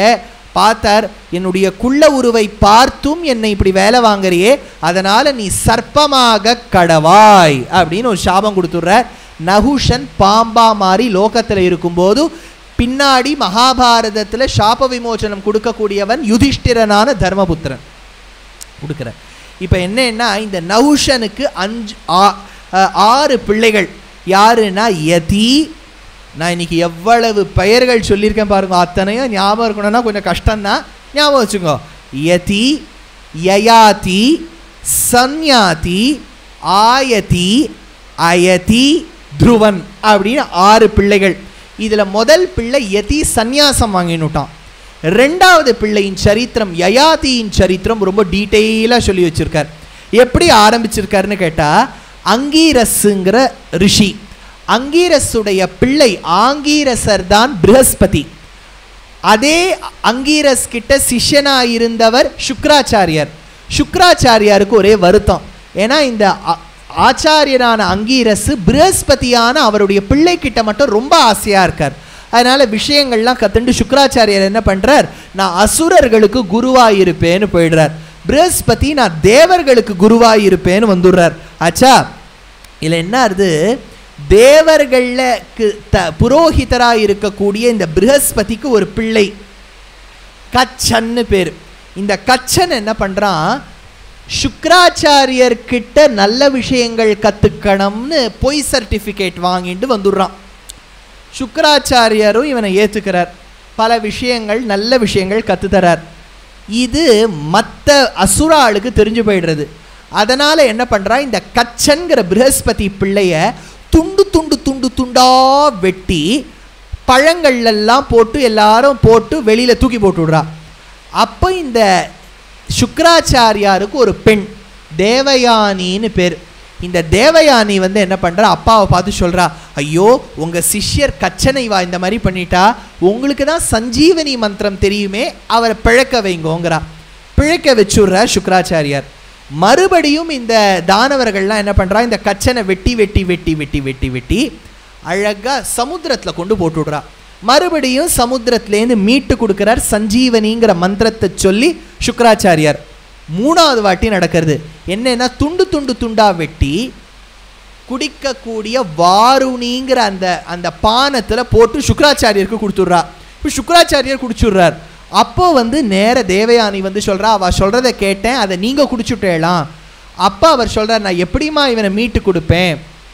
அப்போ அவர் சொல்கிறா, ஐயோ அவர் இல்லாமல் என்னால் இருக்கவே முடியாது. ஏன்னா தேவயானி அந்த கச்சன் மேலே காதல் கொண்டாள், அதனால் அவர் இல்லாமல் இருக்க முடியாது. ஏண்டிமா அவரை பிழைக்க வச்சுட்டேனான நான் போயிடுவேனே, ஐயோ நீங்கள் இல்லாமையும் இருக்க முடியாதுன்னாலாம். துவௌமாம் ஷோகாவக்னி கல்பௌதஹேதாம் கச்சஸ்ய நாசஸ்தவ சைவ போபகாதஹ கச்சஸ்ய நாசே மம நாஸ்தி ஷர்ம தவோபகாதே ஜீவிதும் நாஸ்மி சக்தா. என்னால் நீ இல்லாமல் இருக்க முடியாதேன்னு சொன்னார். அப்போது சுக்ராச்சாரியார் சொன்னார், வயத்தில் தானே இருக்கான், அவனுக்கு நான் மந்திர ரூபத்தை உள்ளேந்து டிரான்ஸ்ஃபர் பண்ணுறேன். கத்துண்டியா கச்சா, வயறு கடபுடான்னு ஆடுறது. ஆமான்னு சொல்கிறான் கச்சன். இப்போ அவர் என்ன சொல்கிறார், நான் உன்னை மீட்டு கொடுத்துட்றேன். மீட்டு கொடுக்கணும்னா என் வயரை வெட்டணும். வயரை வெட்டி சஞ்சீவனி மந்திரத்தை சொல்லி விழுந்துடுறார் சுக்ராச்சாரியார். கச்சன் உயிரோடு எழுந்து வந்துடுறான். மந்திரத்தை கத்துண்ட கச்சன் இப்போ மந்திரத்தை சொல்லி சுக்ராச்சாரியரை பிழைக்க வச்சுடுறான். பிழைக்க வச்சவன் என்ன பண்ணுறான், சுக்ராச்சாரியார் சொல்கிறார், பாத்தியா என்னை ஏமாற்றி இவ அசுரபானம் கொடுத்து என்னை பண்ண வச்சுட்டா, இனிமேலேருந்து நான் ஒரு சாபம் கொடுக்குறேன். எந்த பிராமணன் தீர்த்தபானம் இந்த வாருணிங்கிற பானத்தை குடிக்கிறானோ அவனுக்கு மதி பிரமம் ஏற்படும், கத்துண்ட வித்தையெல்லாம் மறந்து போயிடும். யோ பிராமணோத்ய பிரபிருதீஹ கஷ்சித் மோகாத் சுராம் பாஸ்யதி மந்த புத்திஹி அபேத தர்மா பிரமஹா சைவஸ்ய அஸ்மின் லோகே கர்ஹிதஹா ஸ்யாத் பரேச்ச. அப்போ கச்சனானவர் அவர் தேவயானி கிட்ட சொல்றார், அம்மா நீங்க என்னை பிழைக்க வச்சுட்டேள் உங்க அப்பா கிட்ட சொல்லி, ரொம்ப சந்தோஷம், நான் கிளம்புறேன்னாராம். தேவயானி சொன்னாலாம், நான் உங்களை என்னுடைய வீட்டுக்காரராக பார்க்குறேன், என்னை கல்யாணம் பண்ணிக்குங்கன்னாராம். அதுக்கு கச்சன் சொன்னாராம், பூஜ்யோ மான்யஸ்ச பகவான் யதா தவ பிதா மம ததா த்வம் அன்னவத்யாங்கி பூஜயன்னீதரா மம. என் ஆச்சாரியனான சுக்ராச்சாரியரின் பொண்ணு நீ, உன்னை நான் கல்யாணம் பண்ணிக்க முடியாது, உன்னை ஒரு உயர்ந்த ஸ்தானத்தில் பார்க்குறேன் மாதா. அப்பா அவ கோவத்தோட ஒரு சாபம் கொடுக்குறா. சொல்றா, எங்க அப்பா கிட்ட நீ என்னெல்லாம் கத்துண்டியோ எல்லாம் மறந்து போயிடும் கச்சா. தத கச்சதனே வித்யா சித்திமேஷா கமிஷ்யதி. அவன் ஒரு சாபம் கொடுக்குறான் கச்சன். தப்பே பண்ணாத எனக்கு நீ சாபம் கொடுத்துட்டே, அதனால நான் உனக்கு சாபம் கொடுக்குறேன். நீ பிராமண குலத்தில் பிறந்திருந்தாலும் ஒரு பிராமணன் கூட உனக்கு கல்யாணம் பண்ணிக்க மாட்டான், வேற குலத்தை சேர்ந்தவன் தான் உனக்கு கல்யாணம் பண்ணிப்பான்னு சாபம் கொடுத்துட்டாளாம். ரிஷி புத்ரோ நதே கஷ்சித் ஜாது பாணிம் கிரஹிஷ்யதி. அவன் அவளுக்கு மட்டும் சாபம் கொடுத்தானா, கலியுகத்தில் இருக்கவா எல்லாருக்கும் சாபம் கொடுத்தானான்னு தெரியல. நமக்கு மகாபாரதத்தில் அதோட நிற்கிறது. அதனால இந்திரன் என்ன பண்ணா, இப்போ ஒரு பெரிய விஷயம் சொல்றார். தேவயானி ஒரு வாட்டி காட்டுக்கு போயிருக்கா, ஒரு தடாகத்தில் குளிக்க போயிருக்கா, துணியை கழட்டி வச்சுட்டு போயிருக்கா. அதே தடாகத்தில் பக்கத்தில் அந்த ஊர் ராஜாவின் பெண்ணான ஷர்மிஷ்டா அப்படின்னு சொல்லக்கூடியவள் வரா. அவளும் துணியை கழட்டி வச்சுட்டு போயிருக்கா. இந்திரன் என்ன பண்ணிடுறான், தேவயானி துணி இருக்கிற இடத்துல ஷர்மிஷ்டா துணியை வச்சுடுறான், ஷர்மிஷ்டா துணி இருக்கிற இடத்துல தேவயானி துணியை வச்சுடுறான். சுவாமி, இந்த இந்திரனுக்கு என்ன வேலை? இதுதான் வேலை. அதனால தூக்கி வச்சுடுறான். இப்போ என்ன ஆகுது, தேவயானியானவள் ஷர்மிஷ்டாவின் துணியை போட்டுக்கிறா. போட்டுண்ட உடனே அந்த ஷர்மிஷ்டா வரா. சொல்றா, ஏண்டி நீ ஒரு சாதாரண ரிஷியின் பெண்ணு, ஒரு ராஜமகிஷியின் துணியை போட்டுக்கிறதுக்கு உனக்கு எத்துணை கொழுப்பு. ரெண்டு பேருக்கும் கை கலப்பு ஏற்படுறது. ஷர்மிஷ்டா தேவயானியை ஒரு கணத்தில் தள்ளி விட்டுடுறா. இப்போ தேவயானி கத்தின்னு இருக்கா, யாராவது என்னை காப்பாத்துங்கோங்கிறா. அந்த சமயத்தில் தான் இந்த நகுஷனுடைய ரெண்டாவது பிள்ளை யயாதி வரான். இப்போ முதல் பிள்ளை யதி ங்கிறவன் யதி ஆயிட்டான். இப்போ ரெண்டாவது யதுங்கிறவ யதி ஆயிட்டான். இப்போ வரான். இப்போ யாருன்னு கேட்டேன்னா யயாதி வரான். இந்த யயாதி வந்தவுடனே அவன் சொல்கிறான், என்னுடைய இடது கையை கொடுக்குறேன்னு சொல்லிட்டு கொடுக்குறான். தேவயானியை கணத்துலேருந்து தூக்குறான். தூக்கிட்டு போயிருக்கலாம் இல்லையா. இந்த தேவயானி சொல்கிறா, எப்போ நீங்கள் என்னுடைய கையை பிடிச்சுண்டேளோ, ஷர்மிஷ்டா சொல்கிறா எப்போ நீங்கள் என் கையை பிடிச்சுண்டேளோ, தேவயானியே சொல்கிறா, எப்போ நீ என் கையை பிடிச்சுண்டியோ அப்போவே நீ என்னுடைய ஆத்துக்காரர். அவர் சொல்கிறார், அதெல்லாம் சாத்தியம் இல்லையேம்மா. அப்போ தேவயானி நேர இவரை கொண்டு அப்பாவான சுக்ராச்சாரியர்கிட்ட கூட்டுன்னு போகிறார். சுக்ராச்சாரியார் பெண்ணுக்கு உபதேசம் பண்றார். எஸ் சமுத்பதிதம் க்ரோதஹ அக்ரோதேன நிரஸ்யதி தேவயானி விஜானிஹி தேன சர்வமிதம் ஜிதம். எஸ் சமுத்பதிதம் க்ரோதம் க்ஷமயேஹ நிரஸ்யதி யதோ ரகஸ்த்வச்சம் ஜீர்ணாம் சவை புருஷ உச்சதே.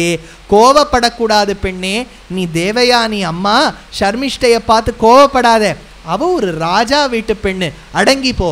தேவயானி தீந்து போல அப்பாவின் மனசை மாற்றிவிட்டா. அப்பாவின் மனசை எந்த அளவுக்கு மாற்றிவிட்டான்னு சொன்னால், இப்போ அப்பாவான சுக்ராச்சாரியர் யயாத்தியான ராஜாவை பார்த்து சொல்கிறார், என் பொண்ணு தேவயானியை கல்யாணம் பண்ணிக்கோ. அவர் சொல்கிறார், சுவாமி நான் க்ஷத்ரியன், இவ பிராமண ஸ்திரீ. பிராமண ஸ்திரீயை ஒரு க்ஷத்ரியன் எப்படி கல்யாணம் பண்ணிக்கலாம்? வேற வர்ணத்துக்கு மாறின அந்த பாபம் வராதா? சுக்ராச்சாரியர் சொல்றார், வராது. அப்படின்னா எனக்கு ஒரு வரம் கொடுங்க, அந்த பாவம் வராதுன்னார். சமுத்திரம் பிரவிஷத்வம் வ திஷோ வா திரவிதாசுராஹ துஹித்ருன்னா பிரியம் சோடும் சக்தோஹம் தைதாஹிமே. அப்போ அவர் சொல்றார், இந்த ஷர்மிஷ்டாவின் அப்பா கிட்டேயும் பர்மிஷன் வாங்கிடுங்கன்னார். நேர சுக்ராச்சாரியர் போறார், அப்பா நான் உனக்கு புரோஹிதனா இருக்கேன், என் பொண்ணு தேவயானியை இந்த ராஜாவுக்கு கல்யாணம் பண்ணி கொடுக்கணும். சரின்னுட்டான் பயந்துண்டு ராஜா. ஓம் பொண்ணு இவாளுக்கு கைங்கரியம் பண்ணணும்னா நேர தன்னுடைய பெண்ணு ஷர்மிஷ்டாவை 1000 தாசிகளோடு அமுச்சு வைக்கிறானாம். அஹம் தாசி சஹஸ்ரேண தாசி தே பரிச்சாரிகா அனுத்வாம் தத்ர யாஸ்யாஸ்மி யத்ர தாஸ்யதி மே பிதா. சொல்லி அனுப்புறா. இவா எல்லாரும் வரா அரண்மனைக்கு. அந்த அரண்மனைக்கு வரும்போது சொல்றார், அம்மா யயாதி சொல்கிறார், தேவயானி நான் உன்னோட தான் உறவு வச்சுப்பேன். தேவயானி சொல்கிறா, என்னோட தான் நீங்கள் உறவு வச்சுக்கணும், ஷர்மிஷ்டா பக்கம் திரும்பி பார்க்கப்படாது சொல்லி வச்சுருக்கா. ஆச்சு. தேவயானியோட உறவு வச்சுட்ட ராஜா கொஞ்ச நாள் தேவயானி எங்கேயோ வெளில போகும்போது ஷர்மிஷ்டாவோட உறவு வச்சுட்டார். ஷர்மிஷ்டாவோட உறவு வச்சுட்டதுனால 3 பிள்ளைகள். சுவாமி மகாபாரதம் சொல்கிறேளா? அதாவது இதெல்லாம் கேட்டாதான் தர்மம் என்னன்னு நமக்கு தெரியும். You don't have to learn what is dharmam from the right incidents. You can learn dharmam even from the wrong incidents. எப்படி இருக்கக்கூடாதுன்னு தெரிஞ்சுக்கிறதும் தர்மம் தான். எப்படி இருக்கணும்னு தெரிஞ்சுக்கிறது மட்டும் தர்மம் இல்லையே. லேர்னிங்னா என்னன்னா, லேர்னிங்னா தெரியாத விஷயத்தை கற்றுக்கிறதும் லேர்னிங், தப்பாக தெரிஞ்சுட்ட விஷயத்தை மறக்கிறதும் learning. How to unlearn what we have learned wrongly is also learning. அதனால் இந்த இடத்துல முதல்ல தேவயானியோட 2 பிள்ளையை பெத்தெடுத்தான் ராஜா. யது துர்வசு அப்படின்னு 2 பிள்ளைகள். அடுத்தது ஷர்மிஷ்டா என்கின்ற இந்த க்ஷத்ரிய பெண் மூலமாக 3 பிள்ளைகளை பெத்தெடுத்தார். துருஹ்யு, அனு, புரு அப்படின்னு 3 பிள்ளைகள். என்னாச்சு, இந்த தேவயானிக்கு தெரியல தன்னுடைய ஆத்துக்காரருக்கு இந்த மாதிரி ஒரு உறவு இருக்குன்னு. ஒரு நாள் ராஜா அரண்மனையில் உக்காந்துன்னு இருக்கான் யயாதி. அவன் காலை அமுக்க வந்தால் இந்த 3 பிள்ளைகள் உடனே கண்டுபிடிச்சுடுறா தேவயானி. இது 3ஐயும் பார்த்தா உம்ம ஜாடையாகவே இருக்குது. என்ன நடந்ததுன்னு கேட்டால் நடந்ததை சொன்னார். விட்டுட்டு அப்பா கிட்ட போயிட்டான். அப்பா கிட்ட போனவர் சுக்ராச்சாரியார் ஒரு சாபம் கொடுக்குறார். தர்மஜ்ஞா சன்மஹாராஜ யோ தர்மமக்ருதா பிரியம் தஸ்மா ஜரா த்வாமஜிராத் தரிஷ்யதி துர்ஜயா. இவ்வளவு அழகான திருமேனி படைத்த இந்த யயாதி என் பொண்ணை நீ ஏமாத்தினபடியால் நீ கழவனா கழந்தட்டி போய் உன்னுடைய துவச்சையெல்லாம் சுருங்கி போய் உடம்பெல்லாம் குறுங்கி போய் கலங்கி போய் குறுங்கி போய் குள்ளமாகி காட்சியளிப்பாய் சொல்லியாச்சு. ஆன கையோட இந்த ராஜா யயாதி போகிறான். முதல் பத்னி மூலமாக 2 பிள்ளை, அடுத்த பத்னி மூலமாக 3 பிள்ளை, 2 3 5 பிள்ளை. மூத்த பிள்ளை யது. யதுவை பார்த்து சொல்கிறான், உன் இளமையை என்கிட்ட கொடுன்னா கொடுக்க மாட்டேன்னு கொடுத்த பிள்ளை. எதுக்கு சாபம் கொடுக்குறான், உன்னுடைய பிள்ளைகளுக்கு ராஜ்யமே கிடைக்காது பாரு. அதனால தான் யது வம்சத்தில் வந்தவா யாதவர்கள். யாதவர்களுக்கு அப்புறம் சிரஸே பட்டமே கிடைக்காம போயிடுது, அழிஞ்சே போயிட்டா பாருங்க. அதனால் அடுத்த தேர்தலையும் யாதவர்கள்லாம் வர முடியாதுன்னு தான் பேசிக்கிறா வடக்கில். அதனால் அவளுக்கும் கிடைக்காதுன்னு தானே சொல்லிட்டு இருக்கா. அதனால் இந்த இடத்துல யதுக்கு கிடைக்காதுங்கிறா. அடுத்தது துர்வசுக்கு சாபம் கொடுக்குறா. ஏன்னா துர்வசுவும் தன்னுடைய இளமையை கொடுக்க மாட்டேன்னு விட்டான் அப்பாவுக்கு. அந்த காலத்தில் இளமையை மாற்றிக்கலாம், வலியை மாற்றிக்கலாம். வலியை மாற்றிஞ்சபடியால் தான் அச்சுத பிஷராடிக்கு இருந்த வாத்தரோகத்தை நாராயண பட்டதிரில் வாங்கினுட்டார். அதனால் இந்த இடத்துல சொல்கிறா, துர்வசுக்கு சாபம் கொடுத்தானாம் ராஜா. அவனுடைய பரம்பரையே அழிஞ்சு போயிடும்னு சாபம் கொடுத்துட்டான். மிஞ்சி மிஞ்சி யாராவது தோன்றினாலும் லேச்சர்களாக தோன்றிடு விடுவார்கள் அப்படின்னு சாபம். 3வது பிள்ளை துருஹ்யு. துருஹ்யுவும் மறுத்துட்டான் கொடுக்கறதுக்கு. அந்த துருஹ்யுக்கு சாபம் கொடுக்குறார், நீ நினச்சது எதுவுமே நடக்காதுங்கிறார். இதெல்லாம் அப்பா கொடுக்குற சாபமா? எப்படிலாம் அப்பா கொடுக்குறார். கருட சரித்திரத்தில் கத்ருவின் பிள்ளைகளுக்கு கத்ரு சாபம் கொடுத்தா. கருட சரித்திரத்தில் அந்த அருணனானவன் அம்மாவான வினத்தைக்கு சாபம் கொடுத்தான். இந்த இடத்துல யயாதியானவர் பிள்ளைகளுக்கு சாபம் கொடுக்குறார். 4வது பிள்ளை அனு. அனுக்கு சொல்கிறார், நீயும் என்ன மாதிரி கழந்தட்டி போய் நீ எப்போ இளமை எனக்கு கொடுக்கலையோ நீயும் என்ன மாதிரி ஆகிடுவேன் சாபம் கொடுத்துட்டார். 5வது பிள்ளைக்கு வந்தார், புருன்னு பேர். அந்த புருவுக்கு கிட்ட கேட்டார், புரு கொடுத்துட்றேன்னா அதனால் நீ ரொம்ப வருஷம் நன்னா இருப்பேன்னு சொல்லி ஆசீர்வாதம் கொடுத்தாராம். சர்வகாம சம்ருதாத்தே பிரஜாராஜ்யே பவிஷ்யதி. நல்ல வரம் கொடுத்தார். இப்போ இந்த யயாதி இளமையை பெற்றுக்கொண்டு என்ன செய்தார்? ஒன்றும் பண்ணலை, பல அஸ்வமேத யாகங்கள் பண்ணி இந்திரலோகத்துக்கு போயிட்டார். இந்திரன் நன்னா அரியாசனையில் உட்காந்துருக்கார் சிம்மாசனத்தில். இந்திரன் கிட்ட இருக்கக்கூடிய ஒரு கெட்ட பழக்கம் என்னென்னா, he will never believe in seat sharing. சீட்டை யாரோடையும் ஷேரே பண்ண மாட்டார். கோயிலேஷன் கவர்மெண்ட்டே கிடையாது. அதனால் ஆனால் யாராவது 100 அஸ்வமேதங்கள் பண்ணால் அந்த காலத்தில் ரூல் என்னென்னா, இந்திரனுடைய சிம்மாசனத்தை போய் உட்காந்துக்கணும். யயாதி போய் உட்காந்துண்டான், இந்திரன் பக்கத்தில் உட்காந்துண்டான். இந்திரனுக்கு எப்படியாவது ஆசை இவனை கீழே தள்ளி விட்டுணும்னு. எப்படி தள்ளி விடலாம்னு கேட்டால், புண்ணியம் குறைஞ்சி விடுத்தான கீழே தள்ளி விட்டுடலாம். எப்போ புண்ணியம் குறையும்? பாவம் ஜாஸ்தியாகி புண்ணியம் கம்மியாக. பாவம் ஜாஸ்தியாகிடுச்சுன்னா புண்ணியம் குறைஞ்சிடும். புண்ணியத்தை கரைச்சிண்டே வந்தாலும் புண்ணியம் குறைஞ்சிடும். இவன் புண்ணியம் பண்ணதுனால தான் ஸ்வர்கலோகம் வந்திருக்கான். அதனால் அந்த யயாத்தியை பார்த்து கேட்குறான், நீ எதனால் இங்கே இந்த இந்திரலோகம் எப்படிப்பா வந்தே, எப்படி வந்தேன்னு சொன்னால் அவன் பதில் சொல்லணும், நிறைய புண்ணியம் பண்ணதுனால வந்தேன்னு சொல்லணும். நிறைய புண்ணியம் பண்ணிட்டேன்னு சொன்னால் ஒரு பாவம். இப்போ மாற்றி இவன் சொல்கிறான்னு வச்சுக்கோங்க, எனக்கு தெரியல அப்படின்னு சாமர்த்தியமாக சொல்லிட்டான்னா பொய் சொன்னதாக அர்த்தம், அப்போ மாட்டிப்பான். அதனால் இந்திரன் ரொம்ப சாமர்த்தியமாக நீ எப்படி வந்தேன்னு கேட்டான். புண்ணியம் நிறைய பண்ணி வந்தேன்னா க்ஷீணே புண்ணியே மர்த்தியலோகான், அவன் புண்ணியம் அழிஞ்சு போயிடுத்துன்னு தள்ளி விட்டுட்டான். இப்போ யயாதி கீழே விழறான். இந்த சரித்திரத்தை மகாபாரதத்தில் மட்டும் வியாசர் சொல்லலை, ஆழ்வார்கள் பெருமாள் தாயார் கருடன் நித்தியசூரிகளை பாட வந்த ஆழ்வார்கள் பாசுரத்தில் பாடியிருக்கா. இந்த யயாதிங்கிறவர் இந்திரபட்டினத்துக்கு போனோன்னே இந்திரன் தன்னுடைய சிம்மாசனத்திலேருந்து இவளை தள்ளி விட்டுட்டார். இதை ஆழ்வார் பாடினதை 1000 வருஷத்துக்கு முன்னாடி ஒரு சிஷ்யர் தன்னுடைய ஆச்சாரியனான பராசர பட்டரை பார்த்து கேட்டாராம். ஆழ்வார்கள் பெருமாளை பாட வந்தா, கிருஷ்ணரை பாட வந்தா, ராமரை பாட வந்தா, நிருசிம்மனை பாட வந்தா, வராகனை பாட வந்தா, வாமனனை பாட வந்தா, மகாலட்சுமியை பாட வந்தா, திவ்யதேசங்களை பாட வந்தா, இவாளை பாட வந்த ஆழ்வார்கள் எதுக்கு சுவாமி சம்பந்தமே இல்லாமல் இந்த யயாதி இந்திரன் பக்கத்தில் உட்காந்துனா கீழே விழுந்தான்னு சொல்லணும்னு கேட்டால் ஆச்சாரியன் சொன்னாரா, பாரு 100 அஸ்வமேதங்கள் பண்ணால் இந்திரனுக்கு சமானமாயிடுவோன்னு சாஸ்திரம் சொல்கிறதுங்கிறதுக்காக யயாதி 100 அஸ்வமேதங்கள் பண்ணி ஒரே சிம்மாசனத்தில் இந்திரனுக்கு சமமாக உட்காந்துண்டான். நம்மளும் பக்தி யோகம் சரணாகதி மார்க்கம்ங்கிற மார்க்கத்தால் அர்ச்சிராதி மார்க்கம் வழியாக வைகுண்டம் போனோன்னு பெருமாளுக்கு சமமாக ஒரே ஆதிசேஷனில் உட்காந்துக்கிறோம். இங்கே 100 அஸ்வமேதம் பண்ணால் இந்திரனுக்கு சமம், இங்கே பக்தி சரணாகதி பண்ணால் பெருமாளுக்கு சமம்.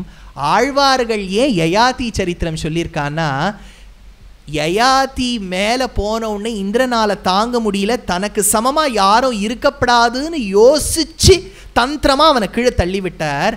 ஆனால் பெருமாள் அங்கே காத்துருக்கார், நமக்கு சமமாக நம்ம பிள்ளைய உக்காத்தி வைக்கலாமேன்னு. அதனால் யயாதி சரித்திரத்தை சொன்னதுக்கு காரணம் யயாதி மாதிரி கூட இல்லை எங்கள் பகவான் தன்னை சமமாக ஆக்கி கொள்வார் என்பதற்காக அப்படின்னு சொன்னாராம். அதனால் இவன் தள்ளி விட்டுடுறான் கீழே. இந்திரன் கீழே யயாதியை தள்ளி விடும்போது சொல்கிறார் வியாசர், நாஹம் தேவ மனுஷ்யேஷு கந்தர்வேஷு மஹர்ஷிஷு ஆத்மானஸ்தபசா துல்யம் கஞ்சித் பஷ்யாமி வாசவ. வாசவன் கீழே தள்ளி விட்டுடுறான். அப்போ இந்திரன் சொல்லும்போது சொல்கிறான், க்ஷீணே புண்ணியே பதிதாஸ்யத்ய ராஜன். அப்போ அஷ்டகருங்கிற மகரிஷி தடுத்து நிறுத்துறார். யயாதி நீ அங்கே இருந்தார். யயாதி அங்கேயே அந்தரத்தில் தொங்குறான். அடுத்தது இன்னும் ஒரே சின்ன சரித்திரம் சொல்லி முடிச்சுடுறேன். ஏன்னா நான் உங்களுக்கு ப்ராமிஸ் பண்ணேன் பீஷ்மருடைய கதையை ஆரம்பிச்சுடணுன்னு. வியாசர் இப்போ தான் நமக்கு கொண்டு அந்த இடத்த நிறுத்தி வச்சிருக்கார். இக்ஷ்வாகு வம்சத்தில் வந்தவர் மகாபீஷன் அப்படின்னு பேர். இந்த மகாபீஷன் யார் என்று கேட்டால், அவர் ஒரு இக்ஷ்வாகு வம்சத்தில் வந்த ஒரு மன்னர். தேவலோகத்தில் ஒரு பெரிய கான்ஃபரன்ஸ், அவர் அங்கே போகிறார். பிரம்மாதி தேவர்கள்லாம் வந்திருக்கா. அங்கே கங்கையான ஒருவள், அந்த நதியும் வந்திருக்கா. கங்கையின் வெள்ளையாடை அப்படியே அந்த வாயுதேவன் அங்கே கொஞ்சம் ரொம்ப வேகமாக ஃபேன் வீசிடுது போல இருக்குது. அப்படியே அது எங்கேயோ பறக்கிறது அவளுடைய புடவை பறக்கும்போது எல்லாரும் தலையை கீழே குனிஞ்சுடுறா. இந்த மகாபீஷன்கிற ராஜா மட்டும் கங்கையே பார்த்துட்டு இருக்கான். அப்படி அவளையே பார்த்துட்டு இருக்கபடியால் பிரம்மாவானவர் சாபம் கொடுத்துடுறார், நீ பூலோகத்தில் மனிதனாக கடவாய். அதாவது மனிதனாக கடவாய்னு சொன்னால் என்ன அர்த்தம், இவர் ஏற்கனவே இக்ஷ்வாகு வம்சத்தில் தான் இருக்கார், மறுபடியும் ஜன்மம் வருதுன்னு அர்த்தம். மறுபடியும் ஜன்மம்னாலே துக்கம் தானே. புனரப்பி ஜனனம் புனரப்பி மரணம் புனரப்பி ஜனனி ஜఠரே சயனம் உக்தஸ்ச ஜாதோ மர்த்யேஷு புனர்லோகானவாப்ஸ்யசி. பிரம்மா அந்த மகாபீஷன்கிறவருக்கு சாபம் கொடுத்துட்டார். இந்த மகாபீஷன் மட்டும் கங்கையை பார்த்துட்டு ரசிக்கல, கங்கையும் மகாபீஷனை ரசிச்சிருக்கா. இது ஒரு பக்கம் எடுத்து இன்னொரு பக்கம் சொல்கிறார் அஷ்டவசுக்கள். இந்த அஷ்டவசுக்களுங்கிறவா நம்ம கேள்விப்படுவோம் இல்லையா, ஏகாதச ருத்ரர்கள், துவாதச ஆதித்யர்கள், அஷ்டவசுக்கள், அஸ்வினி குமாராள் 2 பேர், 11 ருத்ராள், 12 ஆதித்யாள், 8 வசுக்கள், 2 அஸ்வினி குமாராள், 11 12 8 2 சேர்த்து போடுங்க 33. ஒவ்வொருத்தருக்கும் ஒரு கோடி. அதனால தான் 30 முக்கோடி தேவர்கள்னு சொல்கிறோம். அதனால் இந்த அஷ்டவசுக்கள் பூலோகத்துக்கு வரா. அஷ்டவசுக்களில் ஒரே ஒரு வசுவோட பத்னி மட்டும் கூட வரா. பாக்கி 8 பேருக்கும் அவளுக்கு ஏதோ ஆற்று வேலை இருந்திருக்கு, வரல, ஏதோ மாவு அரைக்கணும் போல இருக்குது, வரல. அதனால் இந்த 8வது வசுவுடைய பத்னி மட்டும் வரா. தியௌஹு அப்படின்னு பேர். அவருடைய பத்னி மட்டும் வரா. அவள் 8 பேரும் வந்த உடனே ஒரு மாடை திருடுறா. இவளுக்கு இந்த வேண்டாத வேலை பாருங்க, ஒரு மாடை திருப்பிடுறா. அந்த ரிஷியானவர் சாபம் கொடுக்குறார், என் வீட்டு மாடை திருடினபடியால் நீங்கள் அஷ்டவசுக்கள்ல நீங்கள் இருக்கக்கூடியவா பாக்கி இந்த திருடினவன், இந்த பத்னி சொல்லி ஒருத்தன் திருடினா பாருங்க, அவனை தவிர்த்து இருக்கிறவாள்லாம் பூலோகத்தில் பிறந்து கங்கையின் கையால் மரணத்தை பெறுவீர்கள். சாபம் கொடுத்தாச்சு. இந்த 8வது மட்டும் எவன் பத்னியின் பேச்சை கேட்டு திருடினானோ ரொம்ப வருஷம் பூலோகத்தில் வாழ்ந்துட்டு தான் கழிச்சுட்டு போவான் அப்படின்னு சாபம் கொடுத்துட்றார். ஆச்சா, இதில் ஒரு முக்கியமான விஷயம் என்னன்னு சொல்கிறேன். இப்போ தியௌஹுங்கிறவருடைய பத்னி சொல்லி தானே அந்த தியௌஹுங்கிற 8வது வசு இந்த மாதிரி பண்ணார். அந்த பத்னி என்ன ஆனான்னு ஒரு கேள்வி, அது பதிலுக்கு நான் அப்புறம் சொல்கிறேன். இப்போ என்ன எடுத்து அது சொல்கிறார், தியௌஸ்ததா மனுஷே லோகே தீர்காலம் ஸ்வகர்மணா பவிஷ்யதி ச தர்மாத்மா சர்வசாஸ்திர விசாரதः பிதுः பிரியஹிதே யுக்தः ஸ்திரீ போகான் வர்ஜயிஷ்யதி. ஆச்சு. இப்போது பூலோகத்துக்கு வருவோம். பிரதீபன் அப்படின்னு ஒரு மகாராஜா, இவன் சந்திர குலத்தில் வந்தவன். இந்த சந்திர வம்சத்தில் வந்த பிரதீபன்கிற மகாராஜா ஒரு நாள் அப்படியே அந்த கங்கை கரையில் உட்காந்துருக்கார். அழகான வெள்ளையாடை உடுத்திண்டு ஒரு பெண் நடந்து வரா. இவனுடைய தொடையில் உட்காந்துக்கிறா. தொடையில் உட்காந்துட்டு திரும்பி பார்க்குறா. அப்போ ராஜா சொல்கிறார், அப்படி அந்த பார்வை பார்க்காதம்மா, இந்த தொடையில் நீ உட்காந்துன்றபடியால் என் பத்னி கிடையாது, ஒன்றும் என் பெண்ணாக இருக்கலாம், இல்லாட்டா என் மாட்டு பெண்ணாக இருக்கலாம். என் மாட்டு பெண்ணாக இருன்னு சொல்கிறார். பிள்ளை யாருன்னு கேட்டால் சொல்கிறார், தயோஹோ சம்பவத் புத்திரஹ விருத்தயோஹோ சமஹாபிஷஹ சாந்தஸ்ய ஜக்ஞே சந்தானஸ்தஸ்மாத் சீத் ச சாந்தனுஹு.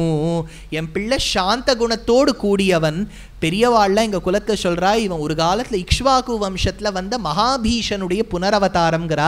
அப்பேற்பட்ட மகாபீஷனுடைய புனரவதாரம், நல்ல சாந்த சமதமாதி குணங்களோடு கூடியவன். என் பிள்ளை பிரதீபனின் பிள்ளை சாந்தனுன்னு பேர். இந்த சந்தனுங்கிற மகாராஜாவை, என் ராஜகுமாரனை நீ கல்யாணம் பண்ணிக்கோ கங்கை அப்படின்னு சொல்கிறார். இப்போ கங்கைக்கு ஏற்கனவே மகாபீஷன் மேலே ஆசை இருந்ததுன்னு பார்த்தோம் இல்லையா. மகாபீஷன் தான் இப்போ சந்தனுவாக பிறந்துட்டார். கங்கைக்கு ஏற்கனவே சாபம் பூலோகத்துக்கு வரணும்னு, அதனால் கங்கையானவள் மகாபீஷனை பண்ணிட்டா. அப்போ அவள் மகாபீஷனை பண்ணிக்கும் போது ஒரு வரம் வாங்கிக்கிறா. ஏவம் ஹி வர்த்தமானேஹம் த்வை வத்ஸ்யாமி பார்த்திவ வாரிதா விப்ரியம் சோக்தா தியஜேயம் துவாம சம்சயம். சொல்கிறா, ராஜா உனக்கு என்ன பிடிச்சிருக்கு, எனக்கும் உன்னை பிடிச்சிருக்கு, ஆனால் ஒரு கண்டிஷன், கல்யாணம் பண்ணிக்கிறதுக்கு. கல்யாணம் பண்ணிட்ட உடனே நான் என்ன பண்ணாலும் நீங்கள் கேள்வி கேட்கப்படாது. கேள்வி கேட்டால் நான் கிளம்பி போயிடுவேன். நேற்று ஒரு கதை கேட்டோம். ஜரத்காருக்கும் கல்யாணம் நடக்கும்போது ஆத்துக்காரராயிருந்த ஜரத்காரு பத்னி கிட்ட சொல்கிறார், நான் பண்ணுறதை கேட்கப்படாதுங்கிறார். இங்கே பத்னி சொல்கிறா ஆத்துக்காரர்கிட்ட, நான் பண்ணுறதை நீ கேட்கப்படாதுங்கிறா. அதனால் குழந்தைகள் ஒன்றா பிறக்கிறது. ஒரு குழந்தையா ஜலத்தில் போட்டுட்டே வரா. அப்புறம் தான் கடைசியாக ஒரு குழந்தை மிஞ்சறது. அந்த குழந்தைய போடணும்னு நினைக்கும் போது இந்த ராஜா சந்தனு ஓடி போகிறான். என்னால் தாங்க முடியல கங்கா, நீ பண்ணுறது பிறந்த குழந்தை ஒன்றுத்தையும் ஜலத்தில் போடுறியே, இந்த குழந்தைய வச்சுக்கோ, நான் காப்பாற்றுறேன் சொன்ன உடனே கங்கை சொன்னால், எப்போ நீங்கள் என்னை கேள்வி கேட்டாலோ நான் உங்களை விட்டுட்டு போயிடுவேன், ஆனால் உங்கள் வார்த்தையை மதிக்கணுங்கிறதுக்காக இந்த குழந்தைய ஒரு வயசு வரைக்கும், குறிப்பிட்ட வயசு வரைக்கும் நான் வளர்த்துன்னு வரேன்னு சொல்லிட்டு அந்த குழந்தை தான் கங்கையின் வளர்ப்பால் தேவவிரதன்கிற பேரோட பின்னாடி அப்பாக்காக ஒரு விரதம் செய்து பீஷ்மன் என்கின்ற பேரோடு இருக்குது. அது என்னங்கிறத நாளை பார்ப்போம். இதில் ஒரு சின்ன விஷயம் என்னன்னா, பீஷ்மருக்கு ஒரு பெண்ணோட நிச்சயதார்த்தமாய் சமாவர்த்தனமாய் ஸ்நாத்தகனாக இருக்கார். இன்னும் கல்யாணம் முன்னாடியே பஞ்சகஜம் வந்துடுத்து, 6 பூனல் ஆயிடுத்து. ஆனால் அந்த பெண்ணோட உறவு இல்லை, அனகிரஸ்தன் ஆயிட்டார் அப்படின்னு பார்த்தோம் இல்லையா. அது எந்த பெண்ணுன்னா, இவர் தியௌஹு தானே, 8வது வசு தானே. அந்த பத்னி சொன்னா இல்லையா மாட திருடுன்னு, அவள் தான் புனர்ஜென்மம் எடுத்து அவளோட நிச்சயதார்த்தம். புரியுறதா? இப்போது இந்த பீஷ்மரின் சரித்திரம் வரைக்கும் நிறுத்தியிருக்கோம். இதோட இன்னும் தேவவிரதனின் சரித்திரங்கள்லாம் பார்க்கணும். இது ரொம்ப இவ்வளவு டீட்டெயிலாக, இது இன்னும் பாருங்கள், இன்னும் பீஷ்மருக்கே நம்ம இன்னும் வரலை. இதுக்குள்ளே கதைக்குள்ளே போயிட்டே இருக்கோம். ஆனால் மகாபாரதத்துக்கு என்னென்னா, எப்போ கேட்காத கதையை கேட்குறோமோ ஒரு உன்னிப்பாக இருக்கும். அவரை தள்ளி விடுறா, கிணத்துல அவ தள்ளி விடுறா, அவர் பிடிச்சி இழுக்கிறார், இவர் கல்யாணம் பண்ணிக்கிறார். எவ்வளவு பெயர்கள், சர்மிஷ்டா, தேவயானி, கச்சன், சுக்ரன், ப்ரஹஸ்பதி, எவ்வளவு அந்த துஷ்யந்தன்லேருந்து ஆரம்பித்து சகுந்தலாலேருந்து ஆரம்பித்து துஷ்யந்தன் சகுந்தலாவை மறந்துவிட்டார். அப்படி அதனால் எங்கள் கல்யாணத்தில் என்ன பண்ணிட்டான்னா, எனக்கும் என் பத்னிக்கும் நடக்கும்போது வீடியோ எடுத்துட்டா. ஏன்னா அந்த துஷ்யந்தன் தான் கல்யாணம் ஆனதை மறந்துவிட்டார், இவர் மறக்காமல் இருக்கணுமேங்கிறதுக்காக எடுத்தாச்சு வீடியோ, அதனால் மறக்கவும் முடியாது. அதனால் எதையும் மறக்காமல் இருக்கக்கூடிய துஷ்யந்தனாக இருக்கணும், நீங்களாம் தான் ஆசீர்வாதம் பண்ணணும். அதனால் அந்த சரித்திரத்திலேருந்து இது வரைக்கும் பீஷ்மர் வரைக்கும் வந்திருக்கோம். அப்படின்னா வியாசர் இந்த கிரந்தத்தை எப்படி ஆச்சரியமாக கொடுத்துருக்கார். ப்ரெசன்டேஷன் பாருங்க, ஒரு கேரக்டருக்கும் அவ்வளோ டீட்டெயிலாக போய் ஒரு ராஜா பற்றியும் சொல்லி அப்புறம் மெதுவாக சந்தனு வரைக்கும் வராருனா அப்புறம் தானே சந்தனுலேருந்து தானே பரம்பரை ஆரம்பிக்கும். சந்தனு, அப்புறம் சத்தியவதி குழந்தைலேருந்து பாண்டுலேருந்து பாண்டவாள்லேருந்து அப்புறம் அடுத்த பரம்பரை வரைக்கும் போகும். ஆனால் அந்த பாண்டவாள் வம்சத்திலே கடைசியாக வந்த அந்த பரீட்சத்துக்கு பிள்ளையாக வந்த ஜனமே ஜெயன்லேருந்து ஆரம்பித்தோம். இப்போது ஒரு பெரிய சர்க்கிள் போட்டுக்குங்கோ, கடைசியில் கதை முடியறது அதுலேருந்து தான் ஆரம்பிக்கிறது கதை. அப்படிங்கிற ஆச்சரியமான ஒரு கிரந்தத்தை வியாசர் கொடுத்துருக்கார். அப்பேற்பட்ட வியாசர் பணித்த ஸ்ரீ மகாபாரதத்தை நம்ம 4 நாளாக ரசிச்சுட்டு இருக்கோம். 5வது நாள் இன்றைய வருஷத்துக்கு நாளைய தினம் கடைசி நாள் இந்த மகாபாரத உபன்யாசத்துக்கு நீங்கள்லாம் கூட்டமாக அனுபவிக்கணும்னு பிரார்த்தனை. ஏறக்குறைய எல்லாரும் கொடை கொண்டுருப்பேன்னு நினைக்கிறேன். அதனால் நீஞ்சிட்டு போகிற அளவுக்கு இருக்காது, அந்த மாதிரி தெரியல, எல்லாம் வண்டியெல்லாம் போயிட்டு இருக்கு, கவலைப்படாதீங்க. எல்லாம் உங்களுக்கு வாகனங்கள்லாம் பகவான் அவரே கருட வாகனத்தோடு ஏற்பாடு பண்ணிவிடுவார். ஆற்றுக்கு ஜாகிரதையாக போய் மெதுவாக போய் வழுக்காமல், ஜாகிரதை கீழெல்லாம் ஜலம் இருக்கும், எல்லாரும் மெதுவாக போய் பார்க்கணும், ஆற்றுல போய் சேரணும்னு ஒரு நம்பிக்கை. கவிதார்க்கிக சிம்ஹாய கல்யாண குணசாலினே ஸ்ரீமதே வெங்கடேஷாய வேதாந்த குரவே நமஹ.